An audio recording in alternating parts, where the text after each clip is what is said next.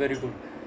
और फिर उससे पहले अर्जुन ने भगवद गीता में आचार्य कहते हैं कि पांडवों की विजय के कारण बताए गए थे। कितने कारण? 9 कारण है। उसमें से कितने याद है? कौन कौन बता पाएगा एक एक?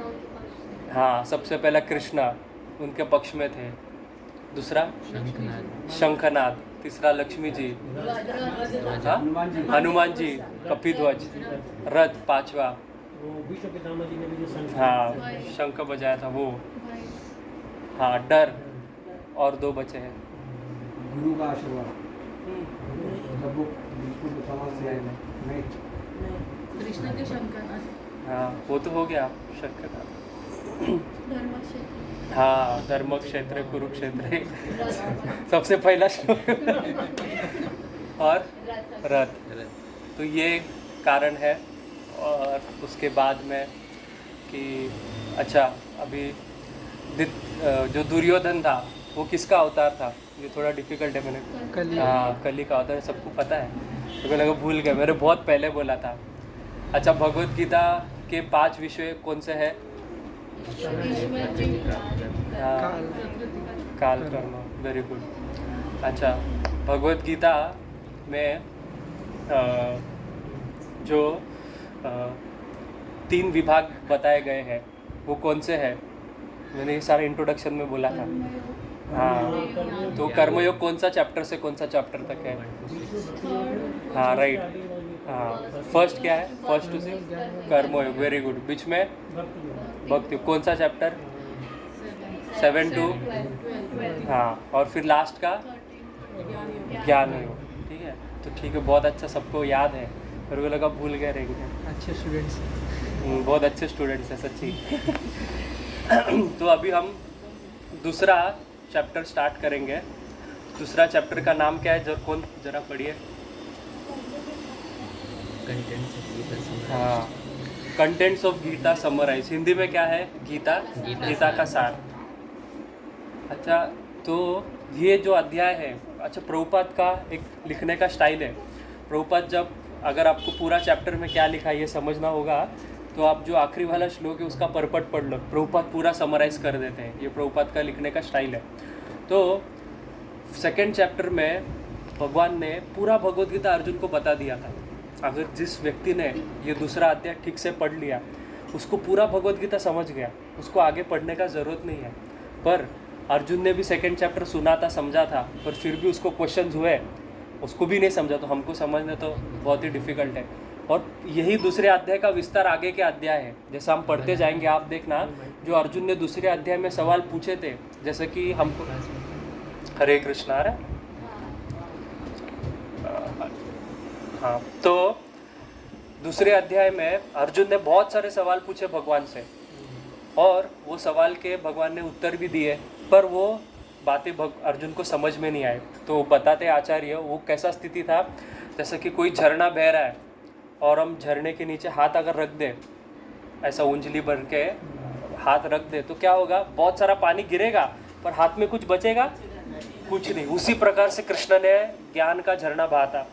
तो अर्जुन को कुछ समझ में नहीं आया, सब उसके सिर के ऊपर से बाउंसर गया। आप बोलते हैं ना जैसा प्रभु जी कुछ समझा नहीं, बाउंसर गया, वैसा ही अर्जुन को समझा नहीं। तो इसलिए अर्जुन ने वही बात आगे कहा कि इसको और एलेबरेट करके बताओ, और भी अच्छे से सुनिष्पन्न करके बताओ, सुनिश्चितम करके बताओ कि ये क्या है, क्या बताना चाहते हो, क्या कहना चाहते हो। और वही आगे का गीता है। तो इसलिए ये जो दूसरा अध्याय जिसने अच्छे से समझ लिया उसको पूरा भगवद गीता आ गया।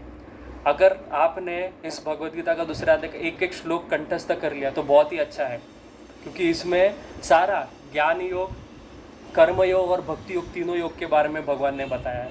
सब कुछ है इस अध्याय में। तो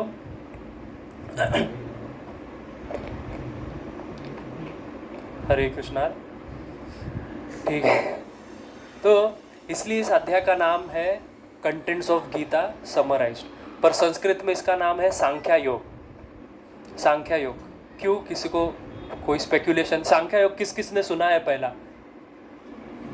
प्रभु जी बताएंगे। सांख्या योग जो आत्मा का ज्ञान है, हाँ उसको सांख्य। Very good. तो जैसा प्रभु जी ने बताया, सांख्या योग बेसिकली 2 प्रकार का सांख्या है। एक सांख्या है जो नास्तिकवादी कपिल ने दिया था, जो कपिल मुनि नाम के एक नास्तिक, मतलब उनका वाद नास्तिकवाद है। और दूसरा जो सांख्य योग है, जो भागवतम में कपिल भगवान ने दिया था, भगवान विष्णु के जो अवतार हैं। तो ये सांख्य योग बेसिकली क्या है, तो सांख्या मतलब संख्या, उससे सांख्य योग बनता है। तो जैसे कि वो योग का अर्थ क्या है कि जैसे ये पूरा ब्रह्मांड कितने एलिमेंट से बना है, कितने तत्वों से बना है, 24 एलिमेंट्स, 5 कर्मेंद्रिया, 5 ज्ञान इंद्रिया, राइट।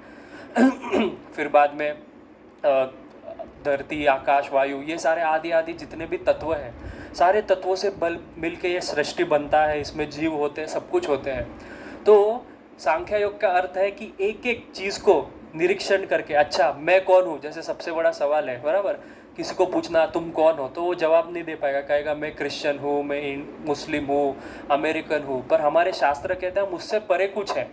तो क्या परे है, उसके जानने के बहुत सारे तरीके हैं, बराबर। तो उसमें से एक तरीका ये सांख्य योग है। तो इसमें क्या होता है कि निरीक्षण करके व्यक्ति देखता है, अच्छा मैं क्या पृथ्वी हूँ, तो मैं पृथ्वी नहीं हूँ, तो नहीं थी मैं नहीं हूँ।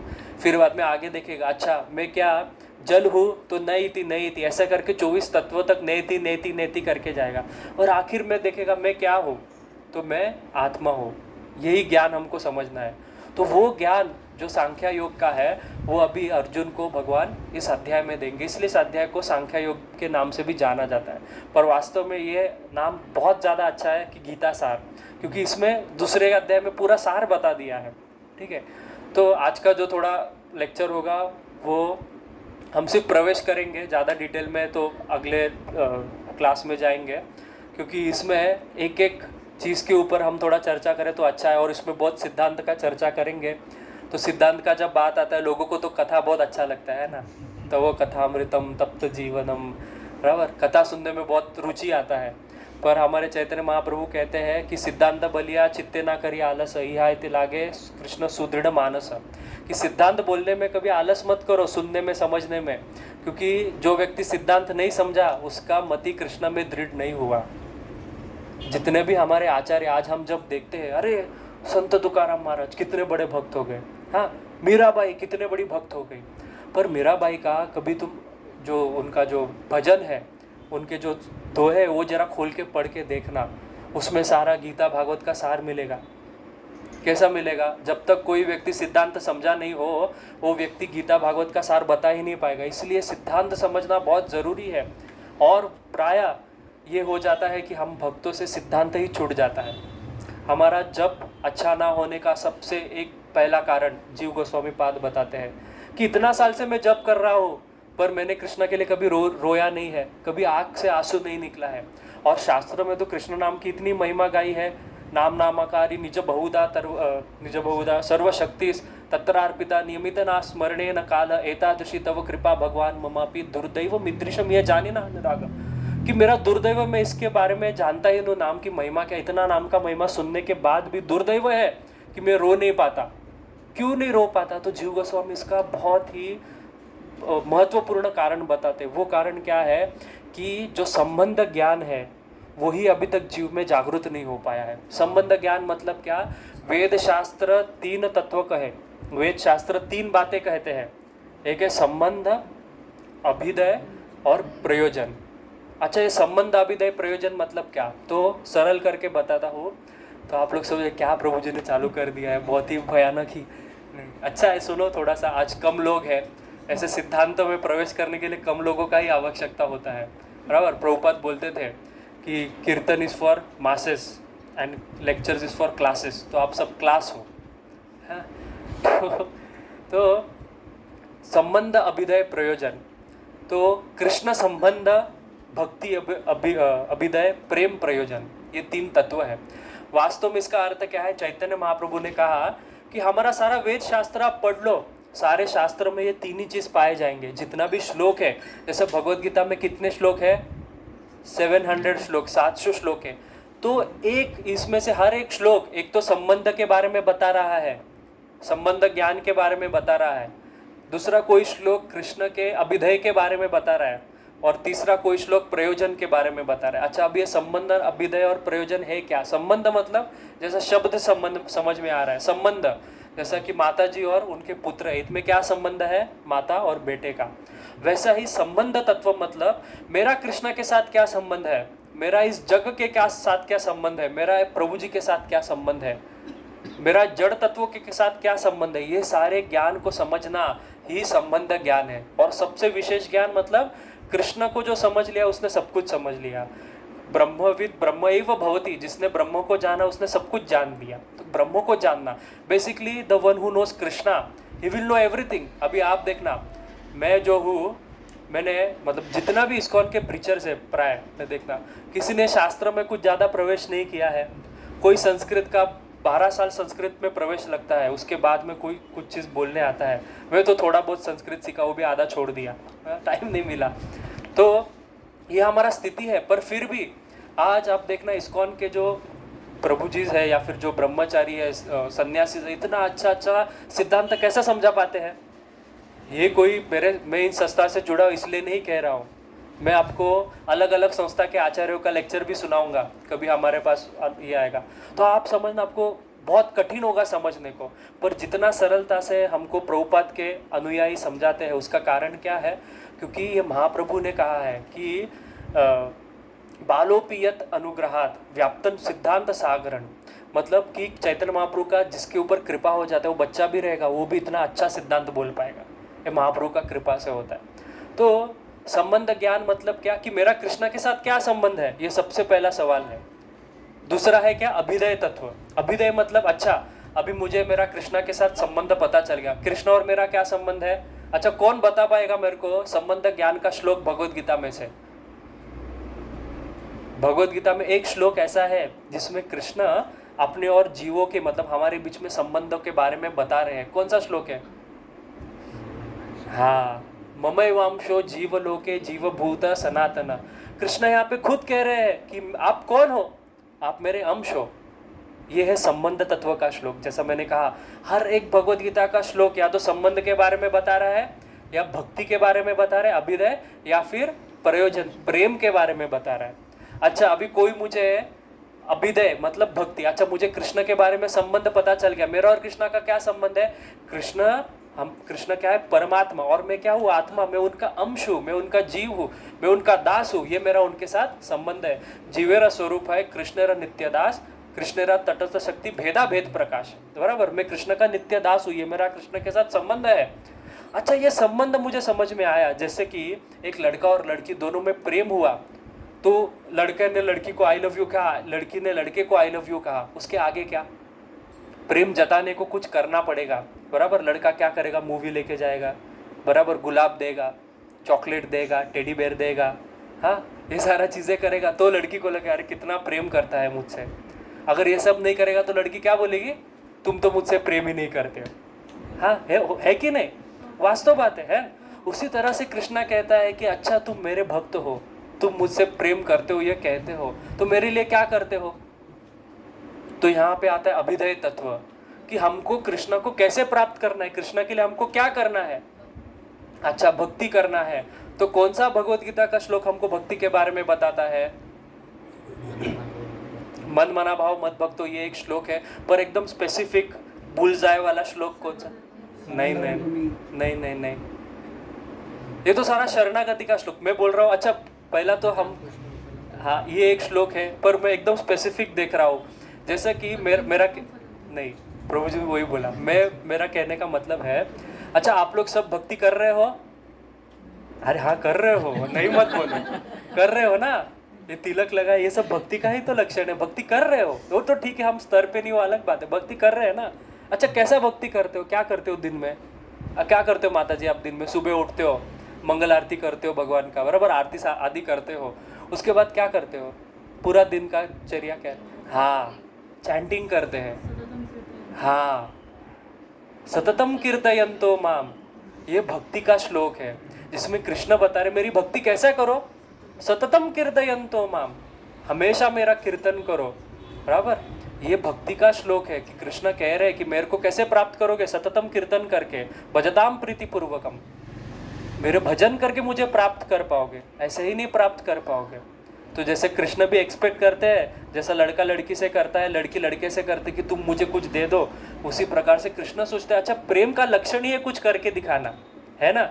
माँ अगर बेटे से प्रेम करती तो अच्छा अच्छा खाना खिलाएगी, बेटा माँ से प्रेम करता तो माँ का हर बात मानेगा। तो इसी को प्रेम का आदान प्रदान कहते हैं। हम सिर्फ कहेंगे मैं कृष्णा का, ऐसा बहुत सारे लोग मिलते हैं जैसे हम लोग कब कहते हैं कि अरे प्रभु जी चैंटिंग करो, मैं तो मन में करता हूँ।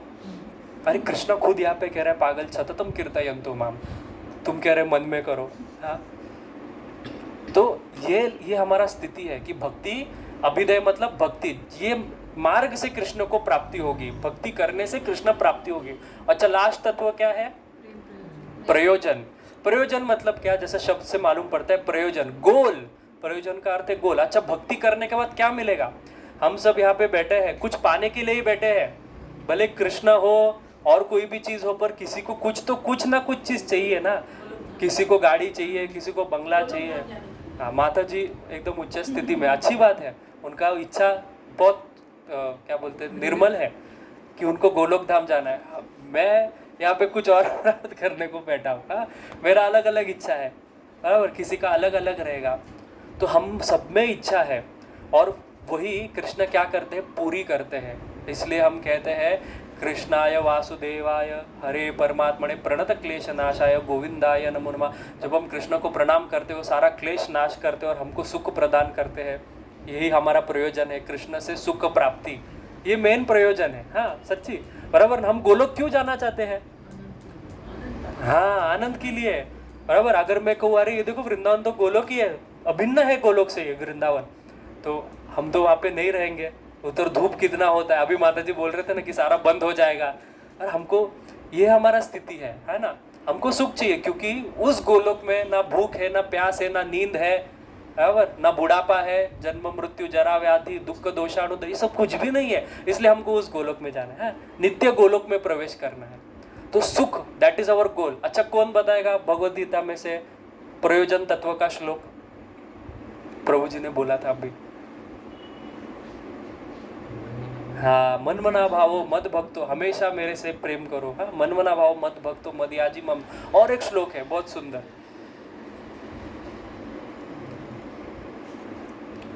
अच्छा LIC वाले यूज करते हैं। हाँ, उसका पहला स्टार्टिंग तो बोलो, अंत क्या बोल रहे हो? हाँ हाँ, जीवन के साथ भी जीवन के बाद भी कृष्णा। क्या श्लोक है? अनन्यास चिंतयन्तो माम ये जन पर्युपासते तेषम नित्याभियुक्तानाम योगक्षेमम वहाम्यहम्। तो कृष्ण कहते हैं अरे तुम मेरे लिए इतना जप किए, तुम मेरे लिए इतना साधना किए, कांदा लहसुन छोड़े, हाँ, तुम ये कपड़ा छोड़े, धोती कुर्ता पहन के घूम रहे हो, तिलक रगड़, हाँ, चाय छोड़ दिए, सबसे डिफिकल्ट चीज छोड़ दिए, और बाल मुड़वा लिए, सब कुछ कर दिए, तो तुमने मेरे लिए इतना सब किया, तो मैं तुम्हारे लिए क्या करूँगा? तो कृष्णा कहते हैं जो मेरा अनन्य भक्त है, अनन्यस चिंतयन्तु माम, जो हमेशा मेरा चिंतन करता है, उस व्यक्ति के लिए मैं क्या करूँगा? तो मैं उसके लिए करूँगा कि योगक्षेमम वहाम्यहम्, उसके पास जो नहीं है वो उसको दूंगा, और जो उसके पास है उसकी रक्षा करूँगा। तो ये श्लोक के ऊपर जब एक अर्जुन आचार्य नाम का एक टीकाकार थे, वो टीका लिख रहे थे इस श्लोक के ऊपर, योगक्षेमम वहाम्यहम्, तो उसमें वो लिखते हैं कि अच्छा कृष्ण खुद कह रहे हैं, मतलब जैसा एक नौकर कहता है मालिक को मैं आपके लिए ब्रेड लेके आऊँगा, आपके पास ब्रेड नहीं है तो, मैं आपके लिए चीज़ लेके आऊँगा, आपके पास चीज़ नहीं है तो, ये सारा चीज़ जैसा नौकर कह रहे हैं वैसा कृष्णा कह रहे हैं योगक्षेमम वहाम्यहम्, ये जन पर्युपासते, मैं वैसा आपकी उपासना करूँगा। तो ये बात सुन के अर्जुन आचार्य ने सोचा ये श्लोक कहीं तो गड़बड़ है, कुछ गलत है, तो उन्होंने उसको काट दिया, श्लोक को क्रॉस कर दिया, ये गलत है। और फिर वो शाम का समय है तो स्नान आदि कार्य करने के लिए चले गए।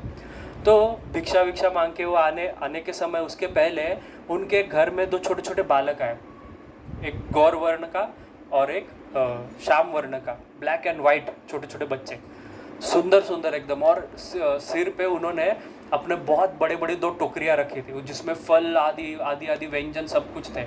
वो लेके आए और फिर उनकी जो पत्नी थी उनको कहा कि ये लो, ये आपके लिए है। तो उन्होंने बोला ये कहाँ से, कौन हो आप लोग? तो कहा हम गुरु जी के शिष्य हैं। तो अरे मेरे पति ने शिष्य बनाए, मुझे पता ही नहीं कब बनाए। तो बोले नहीं, हम उन्हीं के शिष्य हैं, उन्होंने कहा कि ये घर पे पहुँचवा दो, ये भिक्षा का कुछ सामान हम लाए हैं।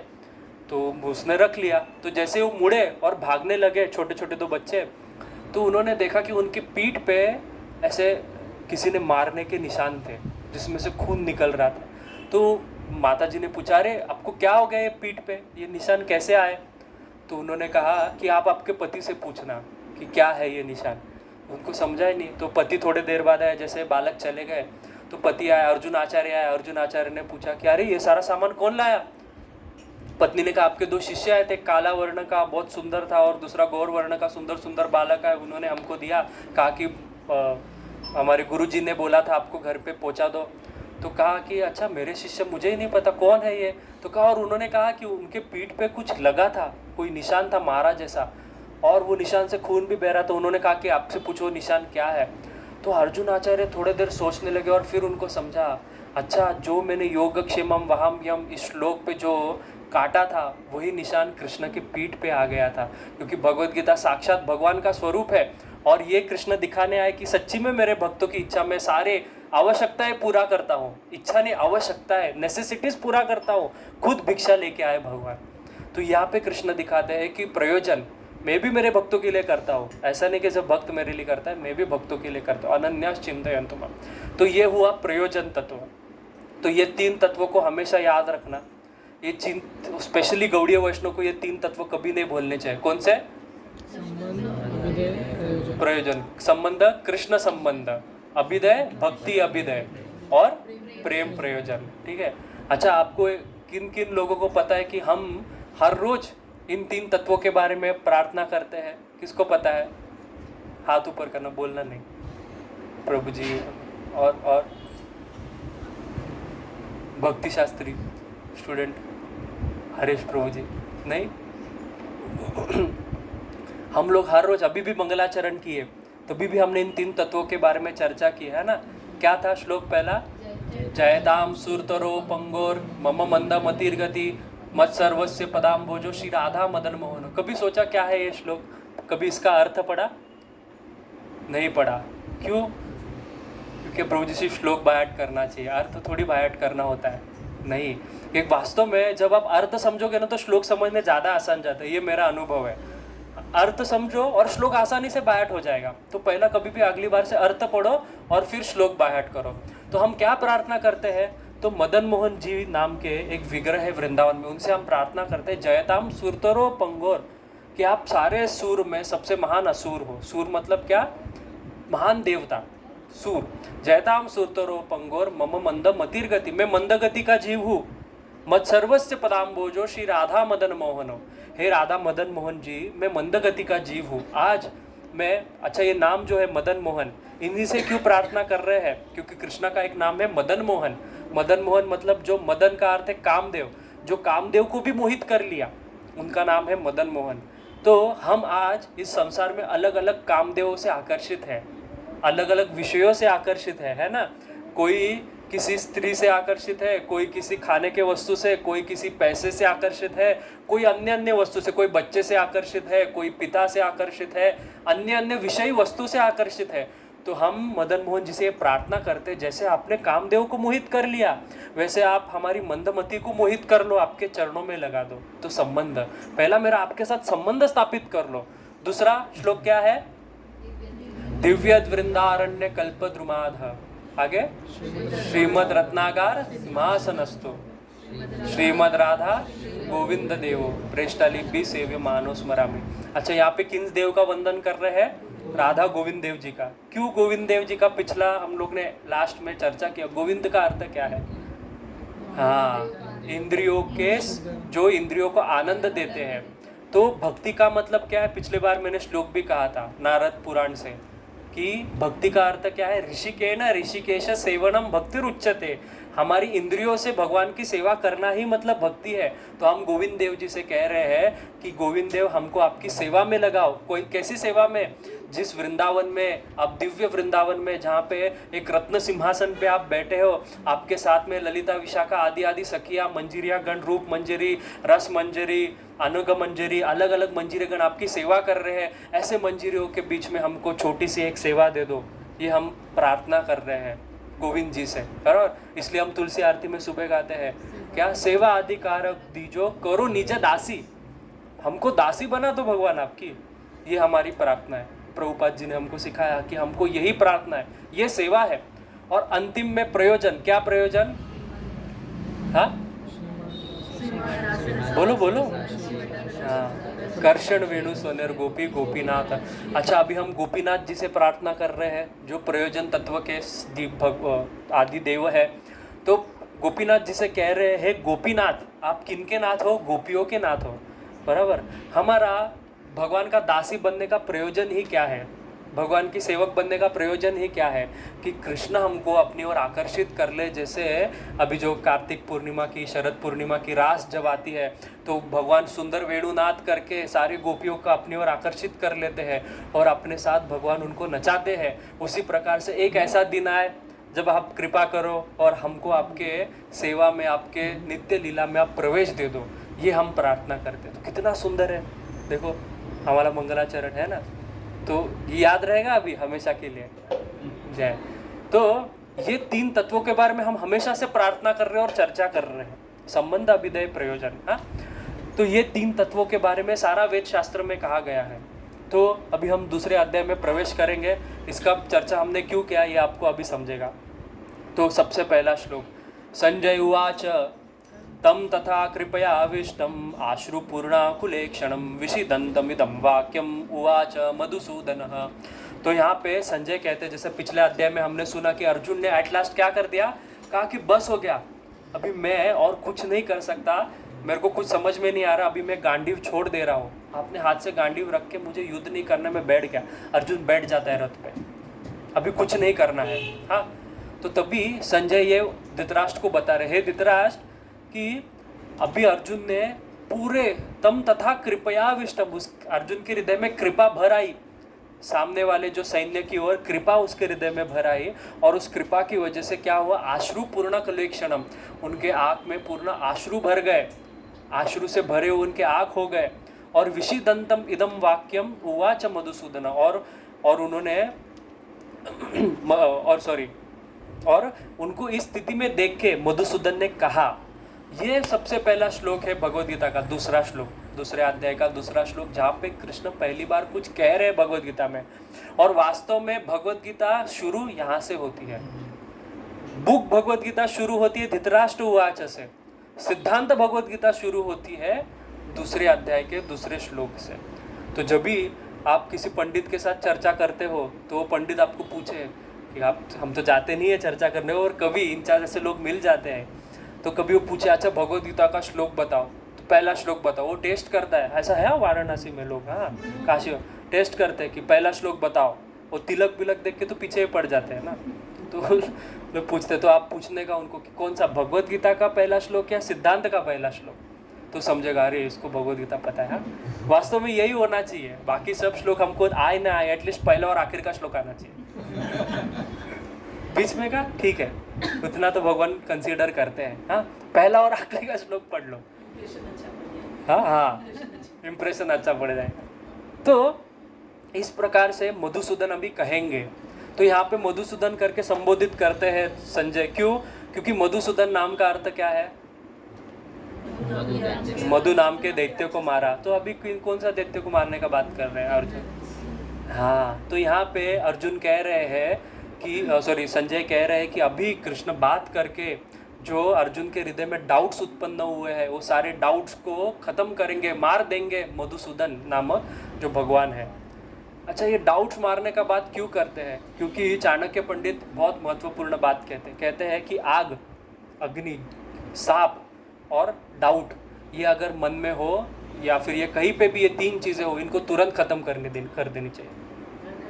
यस, मेरा एक सवाल है। यस तो इस सांप को अपने मतलब हाँ। एक तरीके से नेगेटिव मानते हैं। हाँ, आदिशेष भी तो वही है। बराबर।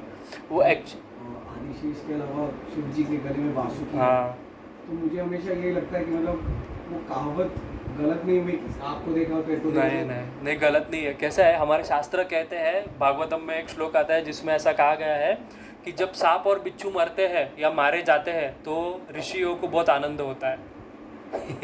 क्यों? ऐसा नहीं कि उनको उनके प्रति द्वेष है या सांप कोई गंदा प्राणी है। वासुकी जो शिव जी के गले में है, और अनंत शेष जो हमारे शेष भगवान है जिनका अभी प्राकट्य परसों हुआ, तो ये सारे तो शुद्ध सत्व के भगवान हैं, ये भगवान है। और जब इनको यहाँ पे जब हम कह रहे हैं कि सांप को मार देना चाहिए, क्यों? क्योंकि ये जो 2 प्राणी है, बिच्छू और सांप, स्कॉर्पियन और स्नेक, इनका स्वभाव ही ये क्रोधित होता है, मतलब इनका स्वाभाविक क्रोधी है। हाँ, क्योंकि आप इनको कुछ करो भी नहीं, आप सिर्फ बैठे रहो, आपको अगर पता रहेगा हाँ तो सांप आके आपको काट लेगा या फिर बिच्छू आके आपको काट लेगा, ये उनका स्वभाव होता है, उनका स्वाभाविक क्रोधी है। इसलिए ये उनको उद्देश्य के नहीं बोल रहे कि आप अभी जाके ढूंढो सांप कहाँ पे मार दो, ऐसा नहीं है। वो कह रहे हैं इन शॉर्ट कि जो क्रोधी व्यक्ति का जैसा स्वभाव है उसको तुरंत मार देना चाहिए। इस प्रकार से, इस अर्थ में चाणक्य पंडित कह रहे हैं। इसलिए ऐसा नहीं कि उनके प्रति द्वेष है, वास्तव में तो एक कथा आती है कि साधुओं का कृपा, साधुओं का दया कितना बड़ा होता है। एक बार एक साधु थे, वो एक नदी में उन्होंने देखा कि एक जो पानी वाला सांप था, वो सांप को वो उठा के पानी में बाहर पड़ा था, उसको पानी में डाल रहे थे, तो जैसे उठाने जाते थे वो सांप उनको हाथ को काट लेता था। सो बिच्छू था, अच्छा बिच्छू, सॉरी बिच्छू, मेरे को याद, हाँ बिच्छू, तो बिच्छू उनको काट लेता था। वो उठाते थे फिर से काट लेता था, वो उठाते थे फिर से काट लेता। तो एक राह चलते व्यक्ति ने कहा, अरे आप उसको क्यों मदद कर रहे हो, आपको बार बार काट रहा है। तो साधु कहता है उसका स्वभाव है काटना, मेरा स्वभाव है बचाना। तो ये साधु का स्वभाव है, साधु का स्वाभाविक कृपा करना है, उसमें कोई डाउट नहीं है। पर जब शास्त्र में ये सारी बातें कही जाती है, इसका हमको मीनिंग समझना बहुत जरूरी है। लिटरली लेना मीनिंग नहीं है। जैसे पिछले बार हम लोग ने स्त्री के बारे में चर्चा की, लिटरली मीनिंग नहीं लेना है, ठीक है। तो अभी मधुसूदन डाउट समाप्त करेंगे। तो सबसे पहला श्लोक अभी कहते हैं, श्री भगवान उवाच कुतस्त्वा कश्मलमिदं विषमे समुपस्थितम् अनार्यजुष्टम स्वर्गम अकीर्तिकरम अर्जुन। तो भगवान कहते हैं, श्री भगवान उवाच, भगवान कहते हैं कि हे अर्जुन, कि इस समय में, इस वक्त में, इस समय में जब हम युद्ध करने को सामने बैठे हैं, ऐसे स्थिति में कहाँ पे तुम्हारे मन में कुतस्त्व कश्मलमिदम, कैसे ये कश्मल तुम्हारे हृदय में प्रवेश कर गए। कश्मल मतलब क्या, ये सारे इम्प्योरिटीज, ये सारी अशुद्धि। क्या अशुद्धि, कि अपना धर्म ना करना, युद्ध ना करना। ये अर्जुन का धर्म है युद्ध करना क्षत्रिय का, पर अभी उसके मन में क्या है कि मुझे युद्ध नहीं करना। तो पूछ रहे कैसे तुम्हारे हृदय में इस समय में ये सारी अशुद्धि आ गई। कुतस्त्व कश्मलम इदम विषमय समुपस्थितम, ये सारी विषय तुम्हारे मन में अभी इस समय कैसे आए। अनार्य अजुष्टम, अनार्य जुष्टम स्वर्गम अकीर्तिकरम अर्जुन। तुम ये मत सोचना कि तुम किसी के ऊपर, ये सारे लोगों के ऊपर दया दिखा के तुम बहुत बड़ा काम कर रहे हो, उल्टा तुम अनार्य कर रहे हो, तुम अनार्य हो। अभी ये एक शब्द है जहाँ पे प्रभुपाद इसके बारे में बहुत सारे चीज़ें कहते हैं, अनार्य, आर्य। आर्य सब लोग ने सुना लेगा, हिटलर की कृपा से आर्य, वी आर आर्यंस, एरियंस बोलते, आर्यंस बोलते हैं। हाँ, तो ये एक शब्द वास्तव में हमारे शास्त्रीय ग्रंथ का ये श्लोक है, शब्द है आर्य। आर्य का अर्थ होता है जिसको अपने जीवन का उद्देश्य पता है। संस्कृत में आर्य मतलब one who knows the purpose of life. तो वास्तव में आप लोग ने ये सारा टर्म सुना होगा, आर्य, द्रविड़, आर्यन, द्रविड़म, बराबर। साउथ के जो देश है इनको द्रविड़ देश कहते हैं, और आर्य कहते हैं कि बाहर से कोई तो लोग आए। ये सारा मॉडर्न एजुकेशन का कमाल है। वो कहते हैं कि बाहर से कोई आए थे आर्य, जो जर्मनी और यूरोप से, उन्होंने हमको सिविलाइजेशन सिखाया, कैसा रहना ये सिखाया, कपड़े कैसा पहनना ये सिखाया। उसके पहले तो हम ऐसे ही थे, वानर जैसे घूमते थे, ऐसा सब उन्होंने कहा। वास्तव में अगर थोड़ा सा, एक हमारे एक चक्रपाणी दास नाम के एक भक्त है इस्कॉन के, उन्होंने बहुत सुंदर रिसर्च किया है कृष्णा के और महाभारत के इतिहास के ऊपर।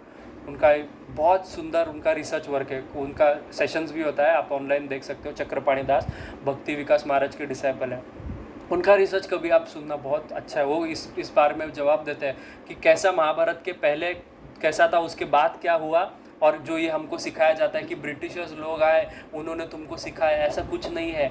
हमको पहले से पता था कपड़ा कैसा पहनना है, बराबर, हमको पहले से पता है। सोचो, मतलब ज़्यादा कुछ और नहीं करना चाहिए, वो बहुत अलग, ठीक है। तो हम कह रहे थे कि अनार्य, तो आर्य शब्द का अर्थ है कि जिसको अपने जीवन का उद्देश्य पता है, वो आर्य है।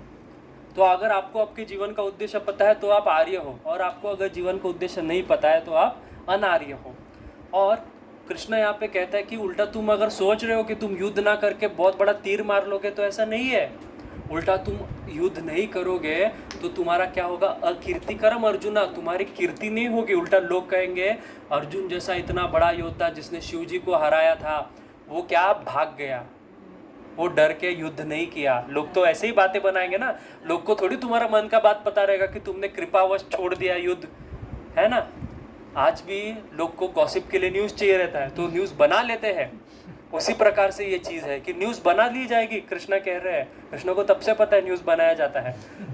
तो कह रहे हैं कि अरे तुम ये मत करो, अकीर्ति हो जाएगा, तुम्हारा कीर्ति नहीं होगा, तुम्हारे पे थू थू करेंगे लोग। और जो तुम सोच रहे हो ना कि मैं युद्ध ना करके स्वर्ग चला जाऊंगा, नहीं नहीं, उल्टा तुम तुम्हारा क्षत्रिय धर्म त्याग के तुम अस्वर्गम, तुम अर्क स्वर्ग ने, तुम नरक में चले जाओगे। क्योंकि शास्त्र में ऐसा कहा गया है कि जो युद्ध भूमि पे जो शरीर छोड़ता है वो वास्तव में स्वर्ग चला जाता है। भले वो कोई भी पार्टी का हो, तो युद्ध करने से क्षत्रिय स्वर्ग चला जाएगा, भले मर जाए तो भी स्वर्ग की प्राप्ति हो जाएगी। तो ये इस श्लोक का बेसिकली अनुवाद था। तो यहाँ पे एक सबसे महत्वपूर्ण श्लोक है। एक माता जी थी जिन्होंने मेरे को पिछले बार सवाल पूछा था, वो आज आई नहीं, बोली पक्का आऊँगी प्रभु जी। जिन्होंने शिव जी के बारे में पूछा। हाँ, जिन्होंने शिव जी के बारे में पूछा था, तो वो बाद में लेक्चर सुन ले, पता नहीं कौन थे, कोई तो आए थे। तो इसमें एक सबसे महत्वपूर्ण श्लोक बात है, एक शब्द है। कौन बता पाएगा कौन सा बात, कौन सा शब्द है? श्री भगवान उवाच। तो जैसा हम लोग ने अभी चर्चा की, संबंध अभिदय प्रयोजन, तो हमारा कृष्ण के साथ ही क्यों संबंध होना चाहिए? हमारा गणपति के साथ क्यों संबंध नहीं होना चाहिए? हमारा शिव जी के साथ क्यों संबंध नहीं होना चाहिए? हमारा दुर्गा देवी के साथ क्यों संबंध नहीं होना चाहिए? हाँ, हमारा इंद्र के साथ संबंध क्यों नहीं होना चाहिए? हमारा कोई गांव देवी, ग्राम देवी, आदि आदि देवी देवी देवताओं के साथ संबंध क्यों नहीं होना चाहिए? हमारा बाबाओं के साथ संबंध क्यों नहीं होना चाहिए? क्यों हमारा कृष्ण के साथ ही संबंध होना चाहिए? ये सवाल यहाँ पे उपस्थित होता है कि श्री भगवान उवाच। तो जैसा पिछली बार हम लोग ने चर्चा की कि भगवान कौन है, जब शुरू में इंट्रोडक्शन के समय हम लोग ने सिर्फ इस विषय को छुआ था, इसके बारे में डिटेल में चर्चा नहीं की थी। तो आज थोड़ा सिद्धांत के बारे में हम चर्चा करेंगे, डिटेल में हम जाएंगे कि ये भगवान कौन है। ये कृष्ण को भगवान क्या इस्कॉन वालों ने बनाया है? हाँ, कि ये सारे आरोप है इस्कॉन के ऊपर कि ये लोग तो हरे कृष्ण वाले हैं, ये तो कृष्ण को ही भगवान मानते हैं, ये तो गणपति को भगवान नहीं मानते हैं, शिव जी को भगवान नहीं मानते हैं, उनको देवी देवता कहते हैं, अपमान करते हैं। ये सारा इनका क्या कहते हैं, आलोचना है इस्कॉन के ऊपर, ठीक है। तो वास्तव में संबंध अभिदय प्रयोजन ये सारा किसके ऊपर बेस्ड है? शास्त्र के ऊपर बेस्ड है। भगवान कौन होना चाहिए ये कौन डिसाइड करेगा? रसज्ञ बलराम दास? नहीं। प्रभुपाद? नहीं। कौन डिसाइड करेगा? कौन डिसाइड करेगा? गुरु साधु शास्त्र, शिव शास्त्र नहीं, क्योंकि शास्त्रों में तो इंद्र को भी भगवान बोला है। तो गुरु साधु और शास्त्र ये तीनों डिसाइड करेंगे कि कौन भगवान है। हाँ, बराबर। शास्त्र भी कुछ गड़बड़ बातें करते हैं, हम आगे सुनेंगे। कृष्ण कहते हैं ये इदम पुष्पितम वाचा, वेद पुष्पित वाली वाचा करते हैं, आपको मोह में डाल देंगे। वेद का भी बात बहुत भयानक है। आप देखना, बोला था last time 96% of Veda is कर्मकांड। 96% ऑफ वेद इज कर्मकांड। इंद्र को यज्ञ, अग्नि को यज्ञ, वरुण देव को यज्ञ, इसको यज्ञ, उसको यज्ञ, यही यज्ञ। और यज्ञ करके क्या? तो स्वर्ग जाएंगे। यहाँ पे हम सुने अभी, युद्ध में मरने वाला सैनिक को तो ऐसे ही मर के स्वर्ग प्राप्त हो रहा है, तो तुम यज्ञ करके क्या स्वर्ग प्राप्त कर रहे हो? और स्वर्ग प्राप्त करके क्या मिलेगा? क्षीण्य पुण्यम मर्त्य लोकम विशंति। कि जैसे ही आपके पास होटल में रहने के लिए आपको एक कूपन मिला है 5 स्टार होटल में, जिसमें कहा है कि 4 days 5 nights होटल स्टे ताज होटल में। हाँ, तो 4-5 दिन तक वो लोग आपकी एकदम जी जान से सेवा करेंगे। अरे क्या चाहिए? वो yes sir what you want, क्या चाहिए? एक फ़ोन पे आ जाएंगे, ये सब करेंगे, आपके पैर धोएंगे, कपड़े धोएंगे, सब कुछ करेंगे। पर जैसे आपका कूपन का वैलिडिटी ख़त्म हो गया तो sir you may leave now, उतने ही प्यार से आपको हकाल देंगे, बराबर, निकाल देंगे और कुछ बोल भी नहीं पाओगे आप। उसी प्रकार से ये स्वर्ग है। क्षीण्य पुण्यम मर्त्य लोकम आविशंति। जैसा आपका पुण्य, जैसे कि समझो आपने गांव के भले के लिए कोई तालाब बांध दिया, या गांव के भले के लिए कोई वेल बांध दिया, वेल को क्या कहते हैं, कुआं बांध दिया, किसी को बैठने के लिए झाड़ के नीचे एक बेंच बांध दिया, ये सारा पुण्य का काम है। भूखे को खिला दिया, कुत्तों को खिला दिया, बिल्लियों को खिला दिया, पक्षियों को खिला दिया, जैन लोग करते हैं ना सुबह सुबह, ये सारा चीज़ें कर लिया। ये सब करके भगवान हिसाब होता है देवताओं का। कर्मणा देव नेत्रेण, कर्म देखा जाता है, देवता देखते हैं अच्छा कितना पुण्य किया, अच्छा कितने कुत्तों को खिलाया, 50 कुत्तों, इतना पुण्य जमा हो गया। अच्छा कितने कबूतरों को खिलाया, इतना पुण्य जमा हो गया। हाँ नहीं, हंसने वाला बात नहीं, सच्ची है, ये पुण्य जमा हो जाता है। जमा होते होते होते आपने कितने बूढ़ों को सहायता की है, कितना तुमने, ये सारा पुण्य जमा हो जाएगा और उतना टाइम के लिए आपको स्वर्ग में आयु मिलेगा। यहाँ पे सारा आपको रंभा उर्वशी सारा आपको एंटरटेनमेंट मिलेगा, टॉप क्लास एंटरटेनमेंट, सारा आपको सोमरस आदि आदि जूस मिलेगा, सब कुछ मिलेगा। अच्छा बेड रहेगा, बुढ़ापा नहीं है, खांसी सर्दी ये नहीं है, कोरोना नहीं है, सब एकदम बेस्ट आनंदमय जीवन। पर जैसा ही पुण्य खत्म तो इंद्र आपको लात मार के वहाँ से भगा देगा। फिर वो व्यक्ति गिरेगा और बहुत भयानक गिरता है। फिर कहाँ पे आता है, कहाँ जाता है, कुछ पता नहीं। फिर से पुण्य करो।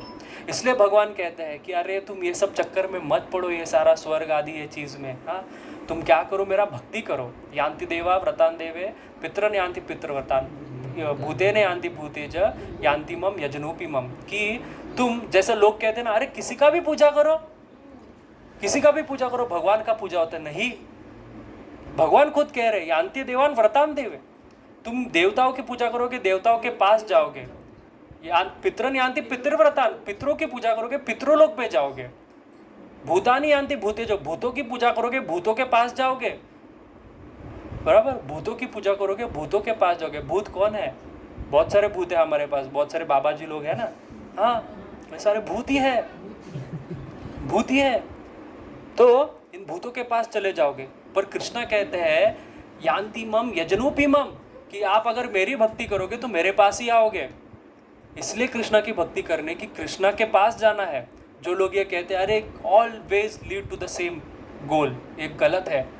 बराबर, मैं जब कोलकाता का टिकट निकालूंगा कोलकाता ही पहुंचूंगा, कोलकाता का टिकट निकाल के मैं लंदन नहीं जाऊंगा। बराबर, उसी प्रकार से अगर मेरा उद्देश्य ही है कृष्ण को प्राप्ति, तो कृष्ण की ओर ही पहुंचूंगा। मैं किसी और की पूजा करके कृष्ण तक कैसे पहुंचूंगा? तो ये है कि भगवान वाच, तो भगवान कौन है, ये सबसे गंभीर विषय है हमारे सनातन धर्म में। अनेक भगवान है, अनेक देवी देवता है। अभी तो एक नया कंसेप्ट निकला है कि 33 करोड़ देवी देवता है ही नहीं। 33 कोटि मतलब 33 कैटेगरीज, ये गलत है। 33 करोड़ देवी देवता है। आपको पता है, आपके जब एक राजा का राज्याभिषेक होता है तो राज्याभिषेक में क्या होता है? उस राजा के राज्याभिषेक मतलब क्या? अभी लोगों को लगता है मतलब उसको बिठाते और नहलाते नहीं उसको बिठा के नहलाते नहीं, इससे राज्याभिषेक नहीं होता है। राज्याभिषेक में उस राजा में, क्यों आपको लगता है शिवाजी महाराज के राज्याभिषेक में कौन आए थे? काशी से एक विद्वान ब्राह्मण आए थे जिन्होंने शिवाजी महाराज का राज्याभिषेक किया था। उन्होंने उनको पदवी दिया छत्रपति। ऐसा ही कोई नहीं शिवाजी महाराज को अच्छा लगा इसलिए लगा दिया, नहीं। ये सारा वैदिक कर्म है। राजा भी इसलिए राज ऋषि विधु, राज ऋषि बोला जाता है, इसलिए वो आखिरी राज ऋषि हो गए शिवाजी महाराज। उनका वैदिक कर्मों के अनुसार उनका राज्याभिषेक हुआ था। तो राज्याभिषेक मतलब क्या कि उस राजा के शरीर पर, उस राजा के जब अभिषेक होता है तो उसके अलग अलग अंगों पर अलग अलग देवी देवताओं को स्थापना की जाती है। कि इंद्र को उसके बाहु पर, जांघाओं पर ये देवता, पैरों पर ये देवता, सिर पे ये देवता, क्योंकि वो राजा राज्य नहीं कर रहा है, वो देवता उसके थ्रू राज्य कर रहे हैं। ऐसा कि आप सबको पता रहेगा, हम भगवान का सुबह सेवा करते हैं तो हम आचमन आदि कर्म करते हैं। उसके बाद क्या करते हैं? अंगन्यास करन्यास कर्म करते हैं। बराबर, अंगन्यास करन्यास जिसको थोड़ा बहुत पता रहेगा, हृदय को हाथ लगाओ, सिर को हाथ लगाओ, अंगुष्ठाभ्याम नमः, तर्जनीभ्याम नमः। हाँ, हम नहीं करते, बोल रहा हूँ, ये हमारे लिए जरूरी नहीं है, ये विधि है। तो ये विधि क्या है? न्यास विधि क्यों बोला जाता है? तो इसका कारण है कि हम भगवान की सेवा में कंपैटिबल नहीं, मतलब हम भगवान की सेवा के लिए योग्य नहीं है। तो योग्यता कैसे आती है? तो हर शरीर के अंग पर भगवान को हम बुलाते, भगवान के एक एक रूपों को, और उनको कहते आप मेरे पैरों पे बैठो, आप मेरे हृदय में बैठो, आप मेरे हाथों पे बैठो, मेरे एक एक उंगली पे बैठो और मेरे शरीर को पवित्र करो और फिर अब मैं आपकी सेवा के लिए तैयार हूँ। ये सारा शुद्धि आदि न्यास का विधि है, ये रूप गोस्वामी, जीव गोस्वामी आदि बोलते हैं। तो मेरा कहने का तात्पर्य है कि 33 कोटि देवता है हमारी। जैसा कि कोई व्यक्ति अंधा होता है, वो अंधा क्यों होता है? क्योंकि आँख के नियमनता देवता होते हैं। जो आँख के ऊपर बैठा हुआ एक देवता होता है जो हमारे आँख को, आप जो सोचते हो ना कि मैं मेरा आँख खोल रहा हूँ, बेवकूफ़ है हम हमारा आँख नहीं खोल रहे हैं। कृष्णा तो कहते हैं आप खुद डाइजेस्ट भी नहीं कर सकते हो, आँख खोलने का बात तो दूर की है, बराबर। तो हमारे हर एक अंग पर एक एक देवता वास करते हैं। तो जब वो देवता रुष्ट हो गए तो आप अंधे करके जन्म लेते हैं। पैर के देवता रुष्ट हो गए तो आप हैंडीकैप बन के जन्म लेते हैं। आपके मुख में बैठे हुए, जीवा पे बैठे हुए देवता जब रुष्ट हो गए तो आप मुख करके बोलते हैं ना, गुंगा करके जन्म लेते हैं। तो ये सारे देवता है, 33 कोटि देवता, 33 करोड़ का सारा लिस्ट है। अभी आप बोलोगे कि प्रभु जी सुनाओ, तो उतना तो नहीं है मेरे पास ज्ञान, तो है तो उसका वर्णन है, ठीक है। तो ये ब्रह्म भगवान कौन है? कौन भगवान है? शिव जी भगवान है, बराबर। तो हम भगवान कौन है ये कैसे जानोगे? तो 3 तरीके से। कौन से 3 तरीके से? गुरु, साधु और शास्त्र। तो सबसे पहले आता है शास्त्र। शास्त्र सबसे टॉप मोस्ट माना गया है। क्यों? क्योंकि शास्त्र के वक्ता कौन है? पंचरात्रस्तु कृष्णस्य वक्तास्तु नारायण स्वयं, बराबर। वेदो साक्षात नारायणः, वेद साक्षात नारायण भगवान है, ये शास्त्र साक्षात नारायण है, ये साक्षात नारायण है। तो इसलिए सबसे टॉप मोस्ट है। अच्छा, इसमें बहुत सारी बातें कही गई है, पर इसको समझने के लिए गुरु चाहिए। और कभी कभी गुरु भी गड़बड़ मिल जाते हैं, कृपा से गुरु भी गड़बड़ हो जाते हैं। तो ऐसे वक्त में हमको जो अन्य साधु समाज है वो रक्षा करता है कि अच्छा तुम्हारे गुरु क्या बोल रहे हैं, तो शास्त्र में क्या बोला है। तो ये तीनों का एक ट्रायंगल है, इनके बेस पे हमको चलना है। कभी कभी साधु गड़बड़ बोलता है तो गुरु और शास्त्र देखना पड़ता है, बराबर। कभी कभी शास्त्र गड़बड़ बोलता है तो गुरु के पास, जैसा अभी 33 कोटि देवता, तो साधु और शास्त्रों के पास, साधु और गुरु के पास जाके पूछना है अच्छा क्या इसका अर्थ है। तो ये है मेथड।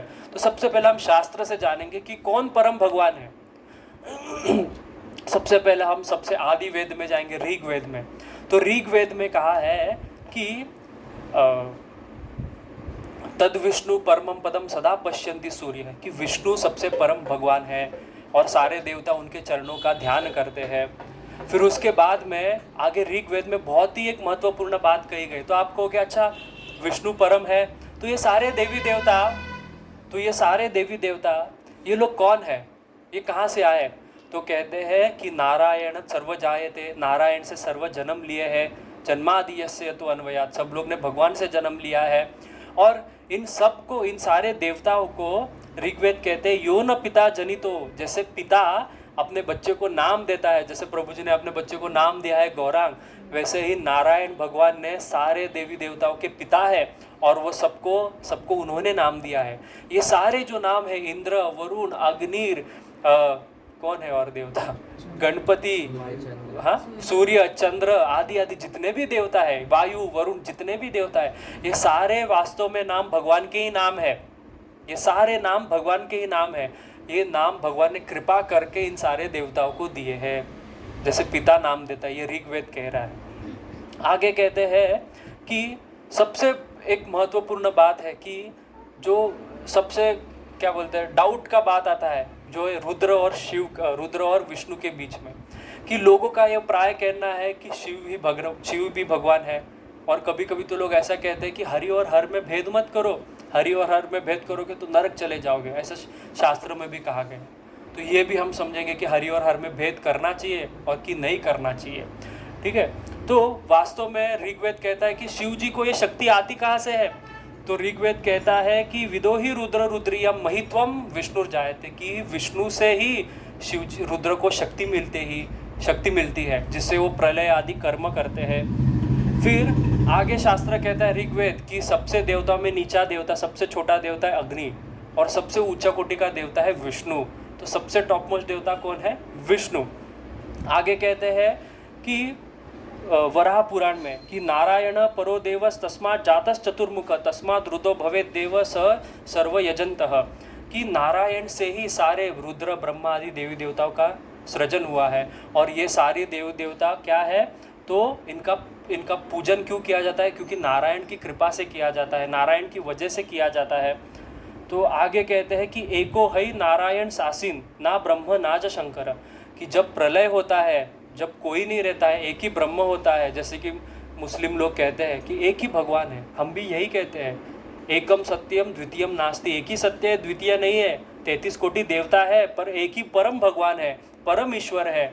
वो कौन है? पर ब्रह्म है, परमात्मा है। कौन है? वो कहते हैं एको नारायण नाश्च ब्रह्म नाश्च शंकर, क्योंकि जब सृष्टि का उत्पन्न होता है तभी शंकर भी नहीं होते हैं, ना तभी ब्रह्म होते हैं, वो उनसे बाहर निकलते, उनसे जन्म होता है। तो आगे विष्णु धर्म पुराण में कहा है कि ब्रह्म शंभुस तथैव अर्कस चंद्रम च शातकृतः एवं आद्यास तथैव न युक्त वैष्णव तेजस जगत कार्यवासनः, कि विष्णु धर्म पुराण में कहा है ये जो ब्रह्म शिव सूर्य चंद्र आदि आदि जो देवता है, इन सबको शक्ति कहाँ से आती है? ये सारी शक्ति विष्णु से आती है, इनको सारी शक्ति विष्णु देते हैं। और नरसिंह पुराण में भी आगे कहा गया है कि ब्रह्मा आदया सूरः सर्वे विष्णु माराध्यते पुरः, कि आप पूछोगे अच्छा इनको ये शक्ति कहाँ से मिली, तो नरसिंह पुराण में कहा गया है कि ब्रह्मा और आदि सारे देवताओं ने भगवान विष्णु की हजारों साल जब तपस्या की, पूजन की, तो तब इनको ये ब्रह्म पद, विष्णु पद, शिव पद, गणपत्य पद, ये सारे पद उनको प्राप्त हुए हैं। ये पद उनको ऐसे ही नहीं प्राप्त हुए हैं। अच्छा, अब आते हैं शिव जी पे। तो वास्तव में हम शिव जी की निंदा नहीं कर रहे हैं, ना हम शिव जी को छोटा देवता दिखा रहे हैं।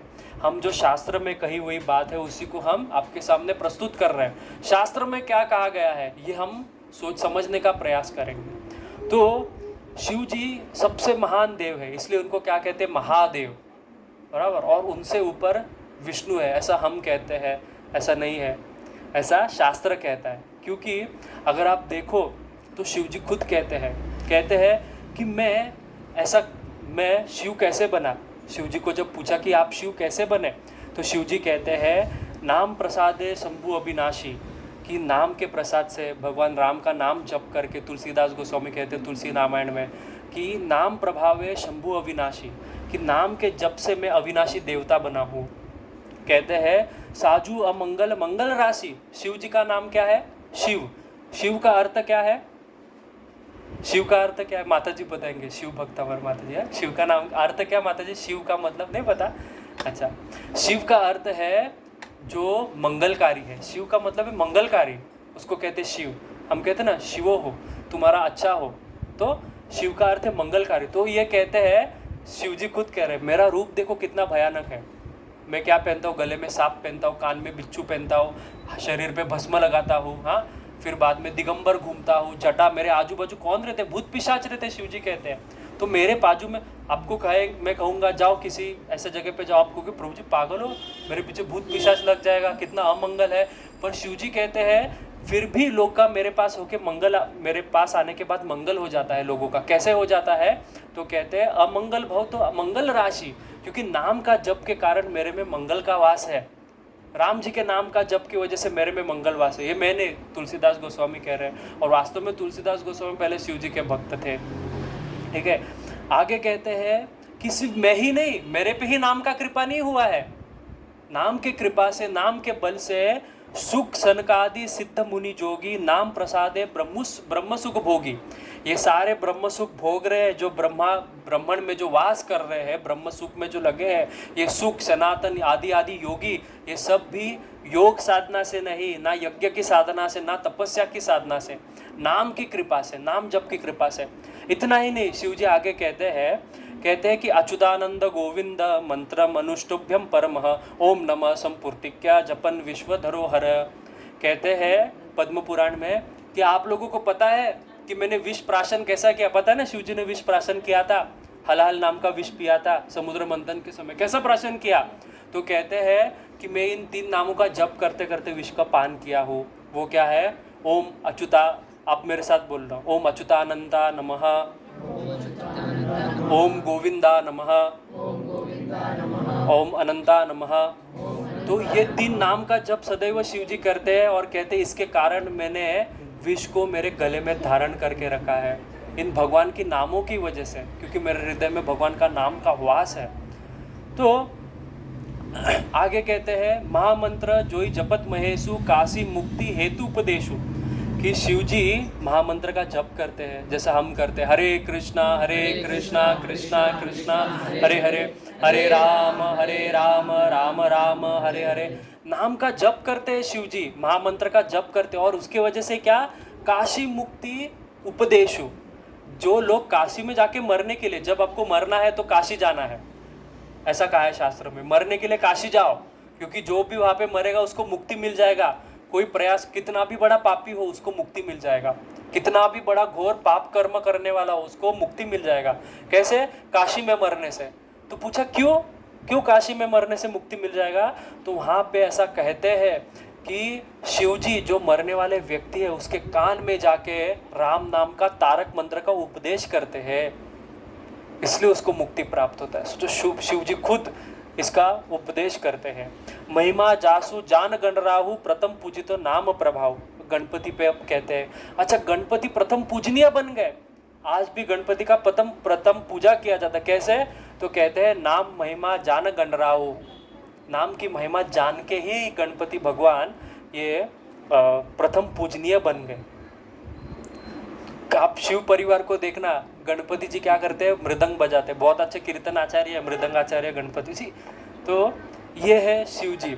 और इतना ही नहीं, शिव जी आगे कहते हैं, भागवतम में एक श्लोक आता है, सुखदेव गोस्वामी कहते हैं, यह शौच निश्रित शरीर प्रवरुद्ध केन बराबर तीर्थेन मूर्धयति केन शिवो शिवो भूत, कि शिव जी शिव कैसे बने। शिव का अर्थ क्या बताया मैंने, मंगलकारी है। तो मंगलकारी कैसे बने? तो कहते हैं यह शौच निश्रित शरीर प्रवरुद्धो केन, कि जब भगवान के चरण से जो गंगा निकली, भगवान के चरण कमल को धो के, तो शिव जी ने क्या किया, यह तीर्थ निश्रित, भगवान ने अपने सिर पे वो गंगा जी का तीर्थ लिया। शिव जी ने अपने सर पे भगवान विष्णु के चरण से धोई हुई गंगा का तीर्थ जल अपने सिर पे गंगा को धारण किया, और इसके वजह से शिव भूत, इसकी वजह से वो शिव बन गए, इसकी वजह से वो मंगलकारी बन गए। आप देखना, जब शास्त्र में जो वैदिक पूजा होती है, अभी तो वैदिक पूजा कोई करता नहीं है, तो वैदिक पूजा कर्म के समय करते समय एक श्लोक आता है, जो श्लोक मुझे भी याद नहीं है। उस श्लोक का अर्थ ऐसा है कि जब हम भगवान का भी निर्माल्य निकालते हैं, सेवा हो गया रात को, सुबह जब हम उठ के तुलसी आदि सारा निर्माल्य निकालते हैं, तो श्लोक में कहा जाता है कि वो निर्माल्य पकड़ता कौन है। तो कहते हैं शिव जी अपने सिर पे पात्र धारण करके वो सेवक के बाजू में खड़े रहते हैं और भगवान से वो निर्माल्य लेके अपने सिर पे धारण करके नाचते हैं। ये शिव जी का, अभी हम जगन्नाथपुरी जाएंगे, जगन्नाथपुरी का महाप्रसाद का महिमा ही शिव जी से शुरू होता है। कथा हम सुनेंगे, अभी नहीं, थोड़ा धीरज होता है ना, 4 days to go, वैसा वेट, ठीक है, थोड़ा रुको।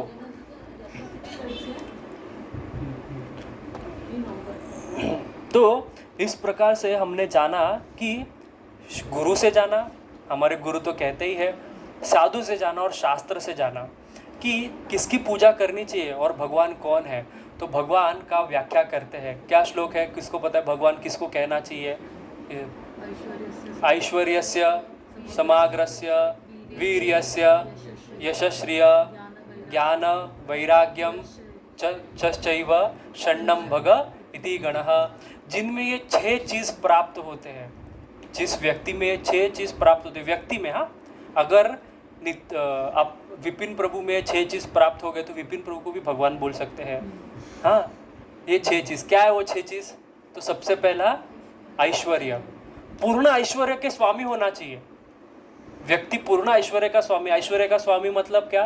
जैसे हमारे द्वारकाधीश, सोने की द्वारका, आपका दरवाजा द्वार सोने का होना चाहिए, तो भगवान बुलाओ अपने आप को। मैं तो सिर्फ दरवाजा कह रहा हूँ, भगवान को तो पूरा द्वारका सोने की थी। हाँ, आप सिर्फ दरवाजा सोने का बना के दिखा दो तो हम आपको भगवान बोल लेंगे। ऐश्वर्य, फिर वीर्य, आप में इतना वीर्य होना चाहिए, जैसे हमारे कृष्ण, हमारे भगवान कृष्ण एक भी अस्त्र नहीं उठाए कृष्ण लीला में, सबको हाथ से मारे, बड़े बड़े असुर, कंस ने, ये सारे असुरों के लीडर थे, उसको भी हाथ से मार डाला। हाँ, तो इतना शक्ति आप में होना चाहिए। और इतना शक्ति मतलब क्या, तो एक वर्णन आता है महाभारत में, सॉरी भागवतम में वर्णन आता है कि एक बार बाणासुर नाम का असुर है, आपको सबको कथा पता होगी बाणासुर। तो बाणासुर शिव जी का भक्त था, शिव जी ने उसके ऊपर कृपा कर दिया, भोलेनाथ है तो भोले होकर कृपा कर दिया। तो उसने कहा कि अभी आपको मेरी तरफ से लड़ना पड़ेगा कृष्ण के खिलाफ। अभी भगवान ने, शिव जी ने सोचा रही क्या सिर पे सिर दर्द आ गया, पर अभी वचन दिया है तो लड़ना पड़ेगा। तो यहाँ पे भी मध्वाचार्य कहते हैं कि कैसे हमारे जो ये क्या नाम है, भगवान नारायण कैसे साक्षात परब्रह्म है, ये कैसे पता चलता है। तो वो कहते हैं कि जब शिव जी और भगवान नारायण का, कृष्ण का युद्ध हुआ, तो शिव जी ने उनके पास का जो सबसे जो क्या कहते हैं पावरफुल अस्त्र था वो उन्होंने छोड़ा। वो क्या था, सर्प अस्त्र, सांप का अस्त्र उन्होंने छोड़ा। तो वहाँ पे इन्होंने कृष्ण ने क्या छोड़ा, गरुड़ अस्त्र, तो गरुड़ ने सांप का नाश कर दिया। फिर बाद में कृष्ण ने एक स्पेशल अस्त्र छोड़ा जिसको कहते हैं जामवंत अस्त्र, मतलब क्या, तो जम्भाई देने वाला अस्त्र, जो अस्त्र छोड़ने से शिव जी युद्ध ही नहीं कर पाए, जिसके बाद शिव जम्भाई देने लगे। तो इससे कहते हैं कि मध्वाचार्य कहते हैं महाभारत तात्पर्य निर्णय में कि इतना शक्ति भगवान के पास है कि जो शिव इतने शक्तिशाली है उनको वो जम्भाने लग जाते युद्ध पे। तो ये भगवान का शक्ति है। भगवान कोई साधारण ग्वाल बालक नहीं है, ये भगवान का शक्ति है। इससे हमको पता चलता है कि भगवान कौन है, वीर्य, फिर क्या, दो हो गए, पहला क्या था, ऐश्वर्य, वीर्य, फिर यश। अच्छा, यश मतलब क्या, जैसा हम लोग ने देखा अभी भगवद गीता का, जयस्तु पांडु पुत्रणाम यशम पक्षे जनार्दने, मतलब जहाँ पे कृष्ण है वहाँ पे विजय होगा, जहाँ पे कृष्ण है वहाँ पे विजय होगा। सोचो 1 लाख का बड़ा सेना है और सामने सिर्फ 100 लोग हैं, तो युद्ध हो पाएगा, जीत पाएंगे नहीं, पर जहाँ पे कृष्ण है वहाँ पे जीत होगी। यह है यश, यशम पक्षे जनार्दने।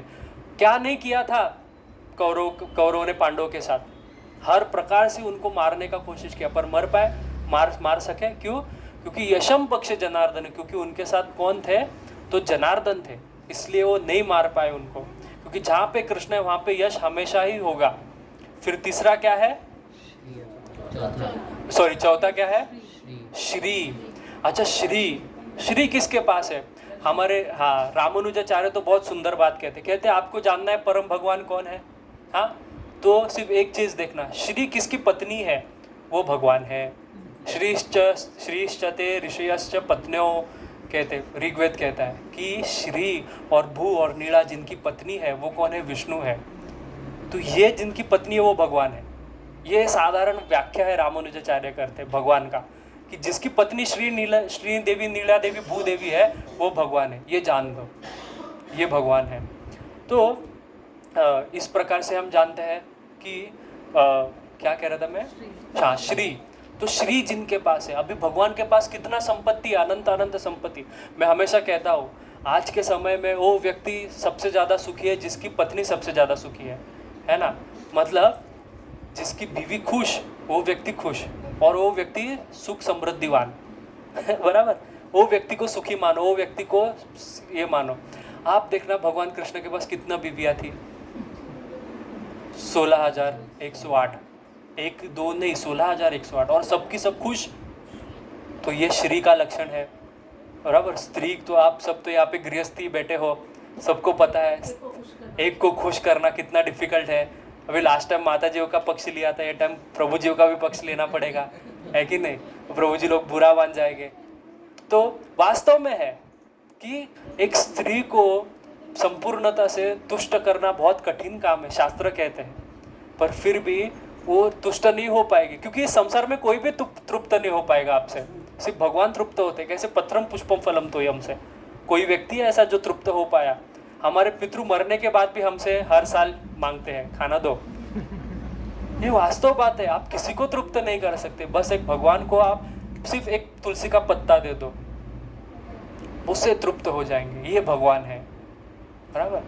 तो कहते हैं कि श्री जिनके पास है वो भगवान है। फिर पांचवा ज्ञान। अच्छा, ज्ञान तो हम सब जानते हैं, वेद किसने दिए, वेदो साक्षात नारायण, नारायण ने वेद दिए। भगवद गीता कौन बोल रहा है, भगवान कृष्ण बोल रहे हैं, तो इनसे बड़ा कोई ज्ञान है? बराबर। तो ज्ञान तो चर्चा करने का विषय ही नहीं है, किसका ज्ञान वैसा है ही नहीं। फिर उसके बाद में क्या? वैराग्य। अच्छा, आप कहोगे प्रभु जी ये सब तो हम मान सकते, कृष्ण में कौन सा वैराग्य है? हाँ, कृष्ण में कौन सा वैराग्य है कि नहीं? 16,108 बीवियाँ, इसमें मथुरा में अलग, वृंदावन में अलग गोपियाँ, बराबर। तो इसलिए तो लोग कहते थे कृष्ण करे तो लीला, हम करे तो कैरेक्टर ढीला, बराबर। तो ऐसा किसी ने बराबर कहा, कैरेक्टर ढीला। क्यों? क्योंकि कृष्ण करे तो कृष्ण को ही शोभा देगा, हमको शोभा नहीं देगा ना। तो इसलिए आप देखना कृष्ण में इतना सारा भोग करने का वृत्ति भी है, पर फिर भी उनमें संपूर्ण तरह वैराग्य है। इसका पुष्टि एक छोटा सा लीला से करते हैं कि जब वृंदावन में दुर्वासा मुनि आते हैं, तो दुर्वासा मुनि और गोपियों को दुर्वासा मुनि की सेवा के लिए आना रहता है। पार करायचं. हाँ, यमुना नदी पार करनी रहती है, सेवा के लिए ना। त्यांना घेऊन जायचं असतं जेवायला. हाँ, वही दुर्वासा मुनि के लिए ही। तो उनको दुर्वासा मुनि के लिए भोग लेके, प्रसाद लेके जाना है। तो यमुना नदी को पार कैसे करें? तभी कोई नौका नहीं थी वहाँ उस स्थान पे।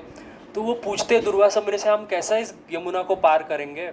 तो वो कहते हैं कि तुम सिर्फ इतना कहना कि कृष्ण अगर संपूर्ण तरह ब्रह्मचारी है तो मैं इस नदी को पार करूँ तो यमुना आपको जगह दे देगी।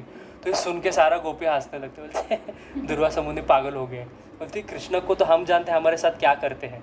हाँ, वस्त्र हरण करते, चीर हरण करते हैं, रात को हमारे साथ रास करते हैं। ये ब्रह्मचारी, ये कोई ब्रह्मचारी नहीं है। तो कहते तुम बोल के तो देखो। तो उन्होंने जैसे ही कहा कि अगर कृष्ण परम ब्रह्मचारी है तो हमको ये जगह दे दो, तो उसी तरह यमुना उनको रास्ता देती है और वो सेवा करने निकल जाते हैं। तो इस लीला से पुष्टि होती है कि कृष्ण ये पूर्ण तरह ब्रह्मचारी है। ये भगवान का अचिंत्य गुण है कि भगवान में दोनों गुण एक साथ हो सकते हैं। वो कंप्लीटली भोगी भी हो सकते हैं और कंप्लीटली ब्रह्मचारी भी हो सकते हैं। यही भगवान का गुण है। इसलिए तो हम उनको कहते हैं कि अचिंत्य, कि वो अचिंत्य, उनका चिंतन हम नहीं समझ सकते वो क्या करे। और कभी कभी कहते हैं कि मैं धर्म स्थापना करने आया हूँ, और बाद में अंत में कहते भगवद्गीता के कि धर्म धर्माण परित्यज्य, अधर्म परित्यज्य नहीं, धर्म छोड़ दो। अरे तुम तो कह रहे थे धर्म का स्थापना करो, अब कह रहे धर्म छोड़ दो। तो ऐसा अजीब अजीब बातें करते हैं कृष्ण, समझ में नहीं आता। तो ये है कि वैराग्य।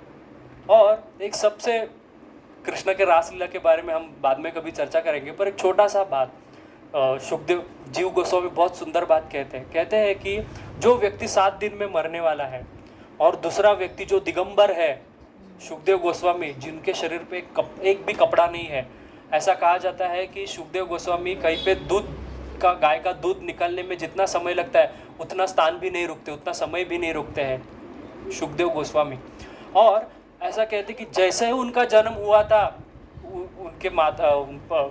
उनके माता की गर्भ से वो चले गए वन में तपस्या करने को, ध्यान करने को।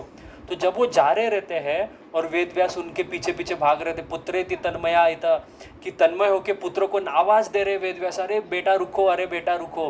तो जब वो भाग रहे होते हैं सुखदेव गोस्वामी, और नदी में कुछ स्त्रियां स्नान कर रही होती है, और जब वो स्त्रियां स्नान कर रही होती है तो सुखदेव एक छोटा सा 16 वर्ष 12 या 13 वर्ष का बालक था, कुछ उनका आयु, बराबर ना, 13 वर्ष का कुछ उनका आयु होगा, और बिना वस्त्र के एकदम श्याम सुंदर बालक वो उनके सामने से चला जाता है, पर वो स्त्रियां नहाते ही रहती है उसी तरह से उस तालाब में, उनको कोई परवाह नहीं होती। पर जैसे ही वेदव्यास पुत्र के पीछे पीछे भागते आते और वो देखते कि वेदव्यास आ रहे हैं, तो वो सारे स्त्रियां अपने शरीर को ढक लेती है। तो वेदव्यास क्रोधित हो जाते, कहते कि अरे मेरा जब युवा पुत्र तुम्हारे सामने से गया तब तो तुमने अपने शरीर को नहीं ढका, और जब मैं एक बूढ़ा व्यक्ति, वो भी वेदव्यास जिसने वेदों की रचना की, पुराणों की रचना की, उसके सामने तुम शरीर को ढक रहे हो।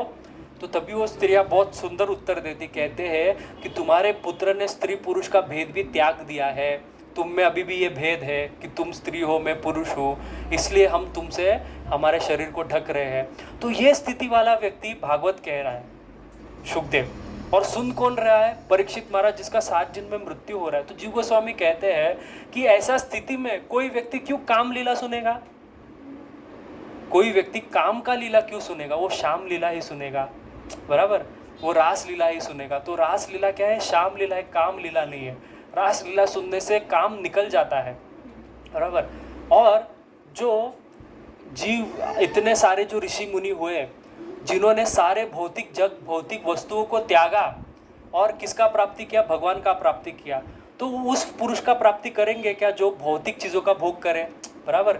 मतलब कृष्ण क्या किसी स्त्री का भोग कर रहे थे? ये जो हम जिनका भक्ति कर रहे हैं, हम खुद सब कुछ त्याग के उनका भक्ति कर रहे हैं, तो हम ऐसा व्यक्ति का भक्ति कर रहे हैं क्या जो किसी स्त्री का भोग कर रहा है? नहीं। तो ये गोपी कौन थे, ये सब अलग विषय हो गया। तो भगवान कौन है? जिनके पास ये षड ऐश्वर्य पूर्णता है, वो व्यक्ति भगवान है। और ये सब चीज़ तो जाने दो, अभी इतना सारा हम लोग ने प्रमाण दिया, ऋग्वेद दिया, पुराण दिया, भागवत दिया, एते चांश कला पुंश कृष्णस्तु भगवान स्वयं, सारा हो गया। अंत में सबसे बेस्ट किसको जाके पूछना है कि अरे भगवान कौन है? तुमने सारा कन्फ्यूजन क्रिएट किया है। कौन, किसने कन्फ्यूजन क्रिएट किया है? कौन है जिसने कन्फ्यूजन क्रिएट किया है? हाँ, भगवान ने ही। कौन भगवान ने? पर व्यासदेव ने। ये व्यासदेव ने सारा गड़बड़ किया ना, इसलिए नारद जी आके उनको डांटते हैं, अरे क्या पुराने लिखे हैं तुमने, अभी भागवत लिखो करके। भागवत का शुरुआत ऐसा ही होता है।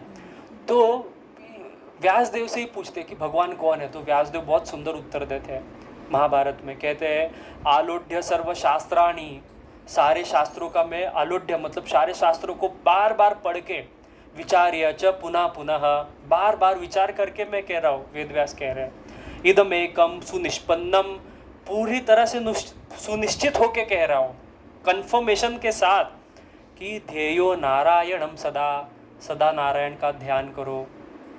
आगे कहते हैं सत्यम सत्यम पुनः सत्यम, बार बार मैं सत्य कह रहा हूँ।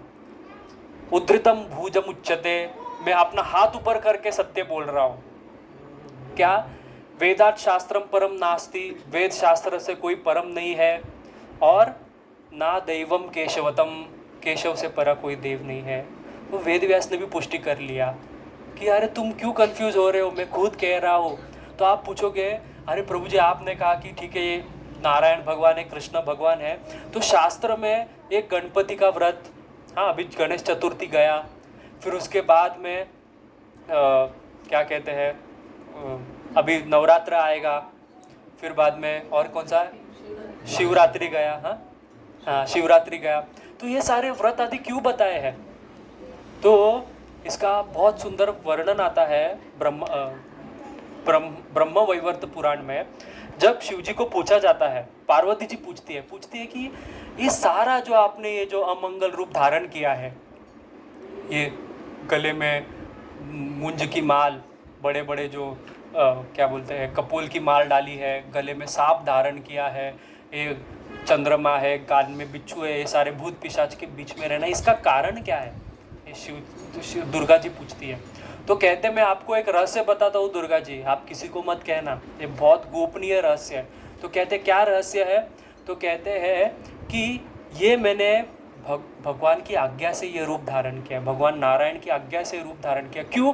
क्योंकि कहते हैं कि अगर व्यक्ति ये जान ले कि मैं परम हूँ, कोई आसुरी व्यक्ति ये जान ले कि मैं परम हूँ और मेरी भक्ति करे, मेरे लिए यज्ञ करे, मेरे लिए पूजा करे, तो मैं इसको मार नहीं पाऊँगा, क्योंकि मेरा तो वचन है ना मैं भक्त्या प्रणश्यति, मेरे भक्तों का कभी नाश नहीं होता, तो वो तो परम शक्तिशाली बन जाएगा और मैं उसको नाश भी नहीं कर पाऊँगा। तो इसलिए ऐसे आसुरी वृत्ति के लोगों को मोहित करने के लिए मैं आके तुम्हारी पूजा करूँगा कलयुग में, और तुम ऐसा वेश धारण करना जिसमें ऐसा दिखाएंगे कि रुद्र ही परम है। तो ये सारा भगवान का लीला है, ये खेल खेलना ही भगवान का लीला है। तो इस प्रकार से ये सारा लीला का वर्णन कि शिवजी ऐसे क्यों है, शिवजी वास्तव में शिवजी का बहुत सुंदर स्वरूप का वर्णन किया है। शिवजी का स्वरूप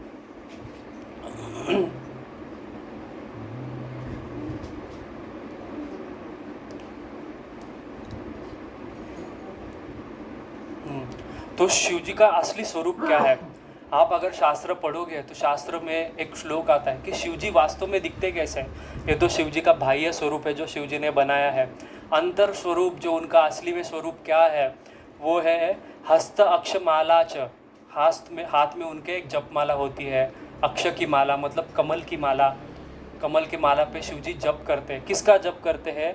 हृदय कृष्णत्वम, हृदय में कृष्ण को ध्यान करते हैं, और जीवाग्रे वर राम मंत्रम, और जीवा से राम का मंत्र का जप करते हैं, और यन मस्तके केशवदा तीर्थम, और सिर पे वो ऊर्ध्व पुंड्र हमारे जैसा तिलक धारण करते हैं, शिवम महाभागवतम नमामि, इस प्रकार से शिव भागवत का ध्यान करना चाहिए। तो ये सारे शास्त्रों में कहा गया कि वास्तव में शिव जी है कैसे, शिव जी को हम कैसे देखना चाहिए, और ये सब चीज़ भी जान लो, छोड़ दो वेद व्यास ने क्या कहा, किसने क्या कहा। अब हम शिव जी का मुख से जानेंगे।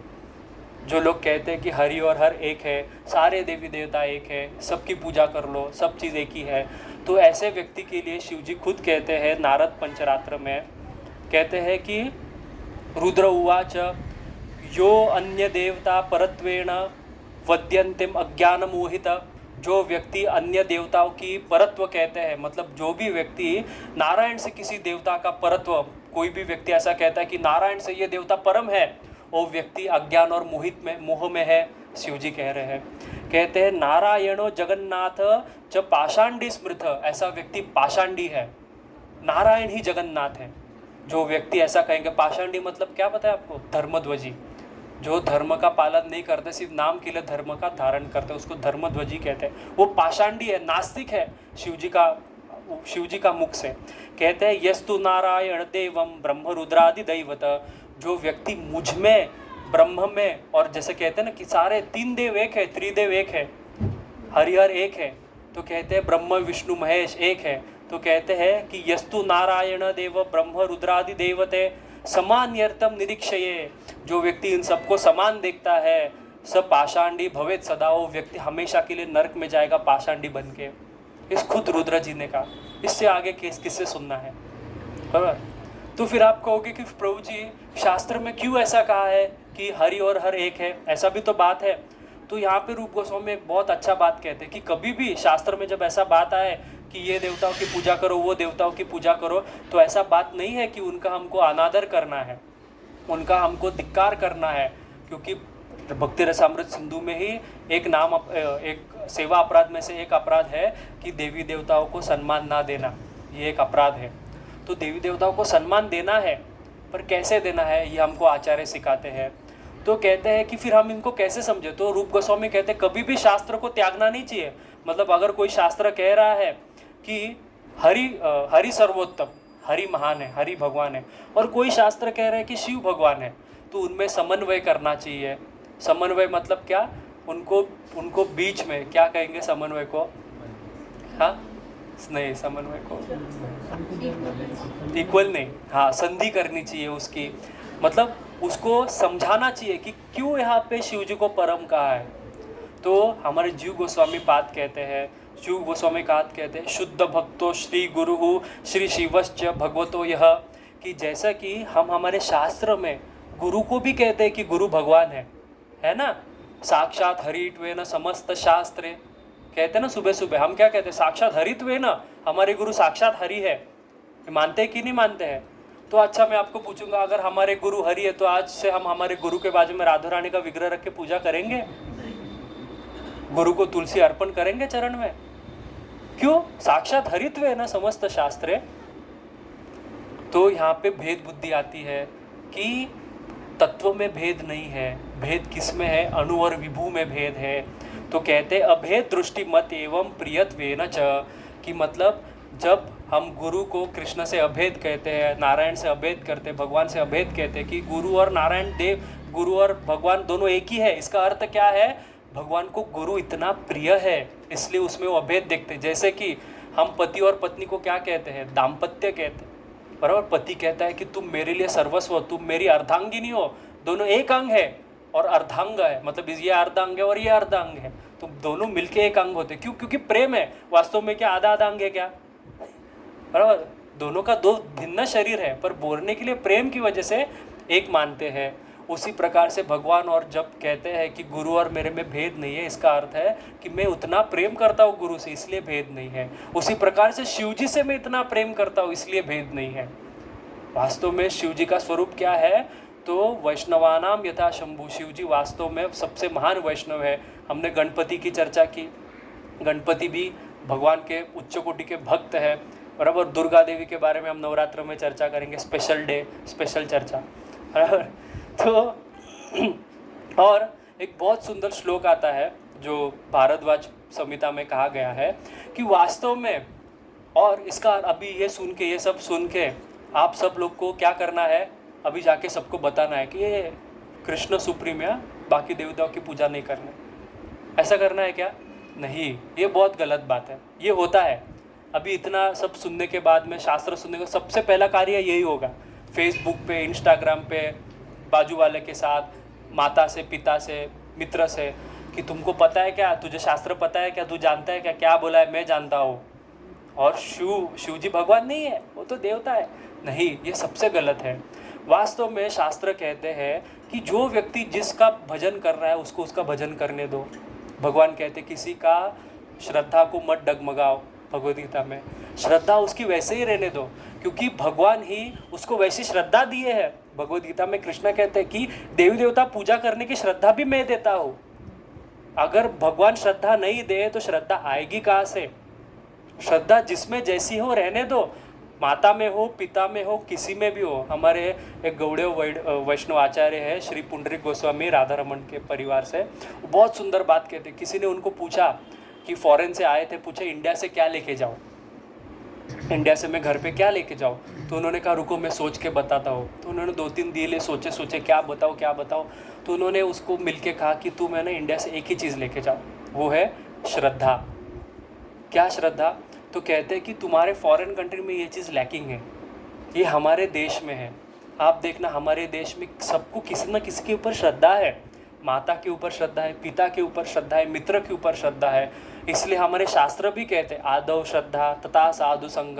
भक्ति करने का पहला सीढ़ी ही श्रद्धा है। तो सबसे पहला श्रद्धा जागृत हो, और वो श्रद्धा भी देते कौन है? भगवान देते हैं। श्रद्धा भी भगवान ही देते हैं। तो किसी देवी देवताओं की उपास नहीं करना है, और कोई देवी देवता पूजक को रोकना नहीं है। उल्टा उसको उसकी देवी देवता की पूजा करती रहनी चाहिए। क्यों?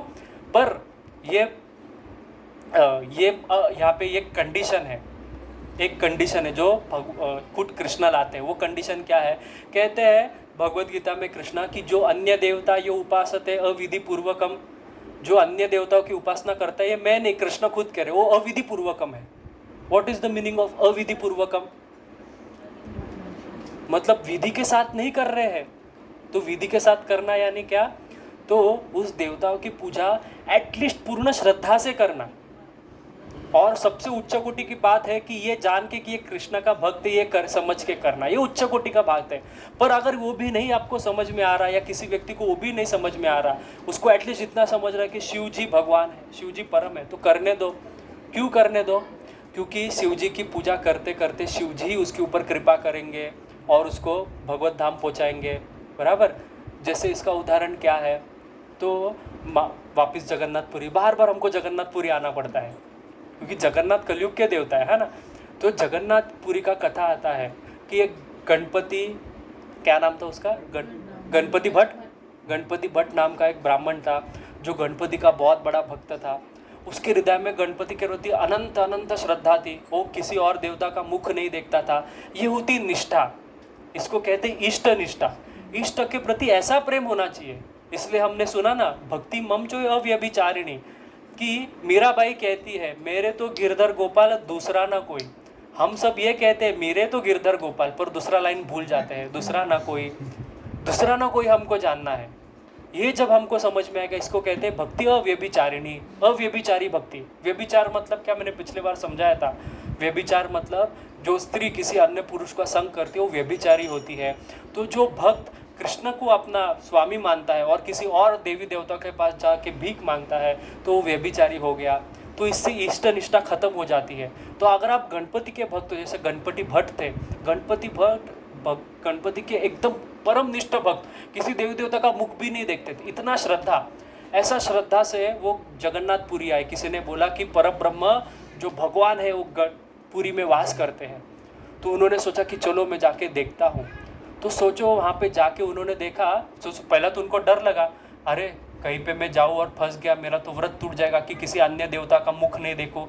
तो उन्होंने कहा उस व्यक्ति से, तुम मेरे आँख पे पट्टी बांध देना, मैं जाके देखूंगा कि गणपति की सूंड है कि नहीं, गणपति जैसे कान है कि नहीं उस विग्रह को, तो मुझे पता चल जाएगा हाँ मेरे गणपति है। तो उसके आँख पे पट्टी बांध दी गई, जगन्नाथ जी के सामने लाया गया। तो जगन्नाथ जी देखो कितने उदार कृपालु, उन्होंने उस गणपति का वेश धारण कर लिया जो आज भी गजवेश नाम से हम देखते हैं। और जब उसने हाथ लगा रहे उनको, अरे हाँ हमारे गणपति है, तो आँख खोल के देखते तो जगन्नाथ गणपति बन के बैठे हैं। तो वास्तव में वही भगवान अनंत अनंत रूप लेके आपके सामने प्रकट होते हैं। ये यथा मम प्रपद्यन्ते तम तथैव भजाम्यहम्, जैसा आपकी श्रद्धा है वैसे वो प्रकट होंगे। पर निष्ठा के साथ गणपति का पूजन, निष्ठा के साथ शिव जी का पूजन। ऐसा नहीं कि सोमवार शिव जी, मंगलवार हनुमान, हाँ गणपति, बुधवार कौन है छुट्टी नॉनवेज डे, हाँ गुरुवार साईं बाबा, हाँ फ्राइडे दुर्गा देवी, सैटरडे शनि और हनुमान के लिए, और संडे वापस संडे या मंडे रोज खाओ अंडे। हाँ तो ऐसा नहीं होना चाहिए, ये वाला सिस्टम मत करो। करना है तो अच्छे से एक देवता की भक्ति करो, पकड़ के रख के करो। क्यों? क्योंकि इसके बाद भी फल क्या है, तो भरद्वाज मुनि कहते हैं कि त्रिभी प्रजापतेर भक्त, 3 आयु तक जो ब्रह्मा की पूजा करता है, और सप्तभी शंकरश्च, 7 जन्म तक जो शिव जी की पूजा करता है, और विंशति अग्नि इंद्र सूर्य आदि देवताभ्यो, 20 आयु तक जो अग्नि सूर्य आदि देव देवताओं की उपासना करता है, अंत में उसको क्या होता है, वैष्णव भी जायते, वो व्यक्ति अंत में वैष्णव भी बनता है। तो कोई दुख का बात नहीं है, वो बाद में इतना साल पूजा करने के बाद उसको वैष्णव ही बनना है। ये देवी देवताओं का पूजा का फल ही है वैष्णव बनना। ये हमको गोपियों ने सिखाया है। पर वो गोपियों ने भी कात्यायनी का व्रत किया और क्या मांगा, नंद गोप सुतम देवी पुत्रम ते पतिम में करूँ ते नमा, मेरे पति बना दो, ये हमको मांगना है। तो ये विधि पूर्वकम है, ठीक है। इसके बारे में हम और डिटेल में चर्चा करेंगे बाद में कभी। तो ऑलरेडी 9 बज गए हैं, मैं सोचा थोड़ा राधा रानी के बारे में भी चर्चा करूँगा, ठीक है। आज नहीं हो पाया तो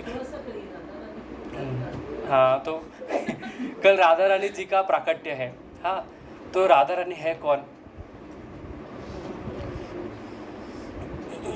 जैसे कि हमने आज किसके बारे में सुना, राधे श्याम प्रभु एक बात बताते थे। राधे श्याम प्रभु कहते हैं कि मैं एक बार राधाष्टमी का, पूना के प्रेसिडेंट है, तो वो कह रहे थे मैं एक बार राधाष्टमी पे लेक्चर के बारे में सुन रहा था, प्रभुपाद का लेक्चर सुन रहा था कि प्रभुपाद राधा रानी के बारे में क्या कहते हैं, राधे श्याम प्रभु। तो सोचो तो क्या बोलते हैं, तो उन्होंने बहुत सारे प्रभुपाद जी के लेक्चर सुने। एक लेक्चर सुना, उन्होंने जन्माष्टमी का लेक्चर चालू कर दिया, क्या कृष्ण का महिमा बता रहे, कृष्ण का महिमा बता रहे, कृष्ण भगवान है, कृष्ण इनके स्वामी है, कृष्ण ये है वो है। तो उन्होंने देखा वापस नाम तो राधाष्टमी लेक्चर लिखा है, तो उन्हें सोचा अच्छा पूरा सुनता हूँ क्या बोल रहे हैं प्रभुपाद जी। तो पूरा लेक्चर खत्म हुआ और फिर अंत में प्रभुपाद जी ने सिर्फ इतना ही कहा, and this Krishna is controlled by Shrimati Radha Rani, बराबर। This Krishna is control by Shrimati, खत्म हो गया। इससे महिमा और क्या बढ़ा, बराबर ना। पहले एक व्यक्ति का इतना महिमा गा दो और कह दो अरे ये तो उसका नौकर है, तो ये ऐसा कह दिया। तो हमारी श्रीमती राधा रानी जो है, वास्तव में हमारा जो गौड़ीय संप्रदाय है, हम गौड़ीय, विष्णु के भक्त को कहते हैं वैष्णव, हाँ, कृष्ण के भक्त को कहते हैं कार्ष्णव, और राधा रानी के भक्त को कहते हैं गौड़ीय। भक्ति सिद्धांत महाराज कहते थे हमारा वास्तव में संप्रदाय इसीलिए ही है कि हम राधा उपासक हैं, हम लोग राधा रानी के सेवक है, राधा रानी के दासी है, राधा रानी के पूजक है। भक्ति सिद्धांत महाराज कहते हैं एक बार भक्ति सिद्धांत महाराज राधा कुंड पे थे और कुछ जयपुर का एक बहुत बड़ा राजा आया था, राजपूत राजा, अपनी बीवी के साथ राधा कुंड की दंडवती परिक्रमा कर रहा था। राधा कुंड का परिक्रमा आपने देखा रहेगा कितना बड़ा है, उसकी दंडवती परिक्रमा कर रहा था। तो एक भक्ति सिद्धांत महाराज के सन्यासी शिष्य आए और कहने लगे कि अरे महाराज जी देखो कितना प्यार है राधा रानी से, कितना श्रद्धा है राधा रानी के प्रति कि दंडवती परिक्रमा कर रहे हैं राधा कुंड की। तो भक्ति सिद्धांत महाराज कह रहे कि नहीं, इसमें कोई प्रेम नहीं है, क्योंकि ये राजा राधा रानी की पूजा इसलिए कर रहा है क्योंकि कृष्ण को राधा रानी प्रिय है, इसलिए इस परिक्रमा कर रहा है। हम राधा रानी की पूजा इसलिए करते हैं, हम कृष्ण की पूजा इसलिए करते हैं क्योंकि कृष्ण को राधा रानी प्रिय है, राधा रानी को कृष्ण प्रिय है, बराबर। अगर राधा रानी को कृष्ण प्रिय नहीं है तो हम कृष्ण को भी त्यागने को तैयार है। हमारे रघुनाथ दास गोस्वामी कहते हैं पद्यावली में, कहते हैं कि अगर गोवर्धन के ऊपर भी बोलते हैं कि श्याम सुंदर वंशी बजाते हुए मुझे बुलाएंगे और मैं वहाँ पे देखूंगा कि राधा रानी नहीं है तो मैं वहाँ पे जाऊंगा भी नहीं। पर अगर मैं देखूंगा कि श्याम सुंदर मेरे राधा रानी के साथ विराजमान है राधा कुंड पे या कहीं पे निकुंज में, तो मैं गरुड़ से भी तेज जाके वहाँ पे पहुँच जाऊंगा। ये राधा निष्ठा है। तो हमारा संप्रदाय वास्तव में राधा रानी की क्या बोलते हैं, राधा उपासक है हम लोग। बेसिकली हमारी जो अधिष्ठात्री देव है ये राधा रानी है। पर हमारे संस्था का नाम क्या है? कृष्ण राधा कॉन्शियसनेस नहीं है, अनफॉर्चुनेटली ना। नहीं, इसके पीछे बहुत ही बड़ा सिद्धांत है। तो प्रभुपाद जी बहुत बड़े भक्ति वेदांत नाम ऐसे ही नहीं दिया है, क्योंकि शास्त्र में कहा है कि 4 चीज़ें गुपित रखनी चाहिए। पहला चीज़ है गुरु, दूसरा चीज़ है माला, तीसरा चीज़ है भूल गया, गुरु माला और भूल गया, और एक चीज़ होता है इष्ट। ये 4 चीज़ें, एक चीज़ में भूल गया, गुरु माला और इष्ट, मंत्र। गुरु माला मंत्र और इष्ट, ये 4 चीज़ों को हमेशा गुपित रखना चाहिए। तो हमारे इष्ट कौन है? कौन है हमारे इष्ट? राधा रानी, बराबर। तो इसलिए इसको गुपित रखा गया है, किसी को नहीं बोला जाता। ये सिर्फ भक्तों के बीच में राधा रानी की चर्चा की जाती है। इसलिए आप देखना कभी भी इस्कॉन में आपको राधा रानी की चर्चा, राधे राधे, ये सब नहीं मिलेगा। हाँ, क्यों? क्योंकि ये हमारा मूड है कि अरे वो तो स्वामिनी है। एक बार एक वृंदावन में एक सन्यासी आए थे जो ब्रह्मवादी थे। तो उन्होंने कहा कि मैंने सुना है कि वृंदावन में साक्षात ब्रह्म रहते हैं, ब्राह्मणों ही प्रतिष्ठा, हम भगवान कहते हैं ना भगवद गीता, मैं ही वो ब्राह्मण हूँ। तो वो सन्यासी ने पूछा कि कहाँ पे वो ब्रह्म, तो मुझे देखना है। तो कोई व्रजवासी मिला रहेगा, आपको तो पता है व्रजवासी की महिमा क्या रहती है। तो व्रजवासी ने कहा आज तुझे तेरा ब्रह्म दिखाता हूँ। तो उसका हाथ पकड़ के लेके गया सेवा कुंज। तो उन्होंने देखा तो दो ज्योति, एक नीली ज्योति और एक पीली ज्योति, गौर वर्ण और नीला वर्ण। तो देखा कि नीला वर्ण का जो ब्रह्म है मतलब कृष्णा, वो जो गौर वर्ण की जो स्त्री बैठी है उसके चरण दबा रहा है। तो कहता है देख तेरा ब्राह्मण हमारे स्वामी जी के चरण दबा रहा है। तो ये है वृंदावन का भाव कि जहाँ पे खुद ब्राह्मण भी राधा रानी की सेवा करता है। और ये कोई बनी बनाई बातें नहीं है। कथा, छोटी सी कथा है, बोल के ख़त्म करता हूँ। राधाष्टमी का दिन है। तो एक बार जयदेव गोस्वामी गीत गोविंद लिख रहे थे। तो गीत गोविंद जब लिख रहे थे तो उन्होंने एक श्लोक लिखा, स्मरण गरल मंदनम मम शिरसि मंडनम तव पाद पंकजम देहि पाद पल्लवम उदारम।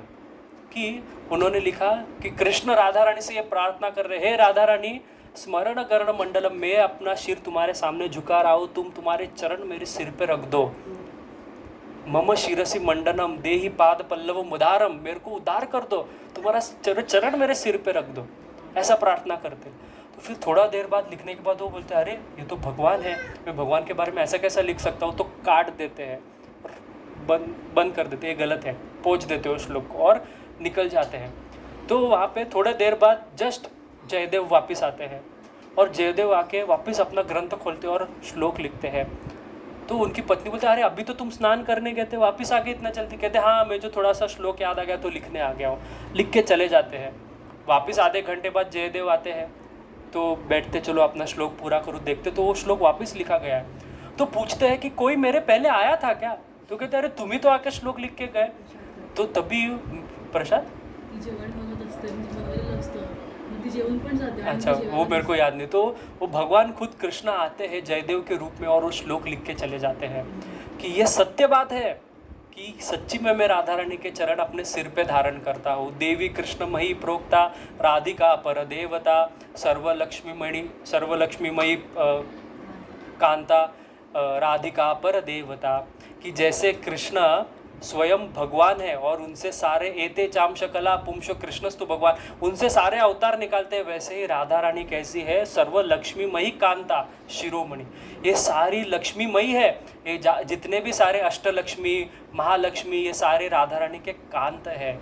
अनंत लोक विष्णु लोक नम्र पद्म चर्चित हिमाद्रिजा पुलो मजा विरिंच जा वरा प्रदे अपार सिद्धि रिद्धि सत्पदंगुली नखे, बराबर। कदा करिष्यसि हमाम कृपा कटाक्ष भाजनम। कि अनंत कोटि विष्णु लोक, जहाँ पे अनंत अनंत विष्णु भगवान जिनके चरण की रज की प्रार्थना करते हैं। हिमाद्रिजा जो पार्वती जी उनके चरण की रज की प्रार्थना करती है। पुलो मजा बराबर. पुलो मजा मतलब सरस्वतीजी, विरिंचजा मतलब सरस्वती जी, पुलो मजा मतलब लक्ष्मी जी. हाँ, अपार रिद्धि सिद्धि, ये सबको अपार रिद्धि सिद्धि प्रदान करती है, ये वो राधा रानी है. और ये प्रार्थना भी कौन कर रहा है? कदा करिष्यसि हमाम कृपा कटाक्ष भाजनम. ये शिव जी प्रार्थना कर रहे हैं राधा रानी से कि कब तुम मेरे पे कृपा का एक कटाक्ष दोगी. और कब करते हैं? जब राधा रानी का जन्म होता है, उनका दर्शन करने जाते हैं, तब ये स्तोत्र का, राधा कृपा कटाक्ष स्तोत्र का रचना करते हैं और इस प्रकार से प्रार्थना करते हैं. तो ये राधा रानी की बेसिक महिमा है. छोटा सा बात क्या बोलेंगे हम, तो इतना तो मेरा औकात भी नहीं है राधा रानी के बारे में बोलने का. तो प्रभु जी ने बोला था कि कुछ तो बोलो प्रभु जी. मैं बोला कि ठीक है, इतना से आप समझ सकते हो. और कल का दिन भी बहुत महान दिन था. किसका आविर्भाव तिथि था? बलदेव जी का तो था ही था, पर राधा रानी का एक प्रिय सखी का था, ललिता सखी.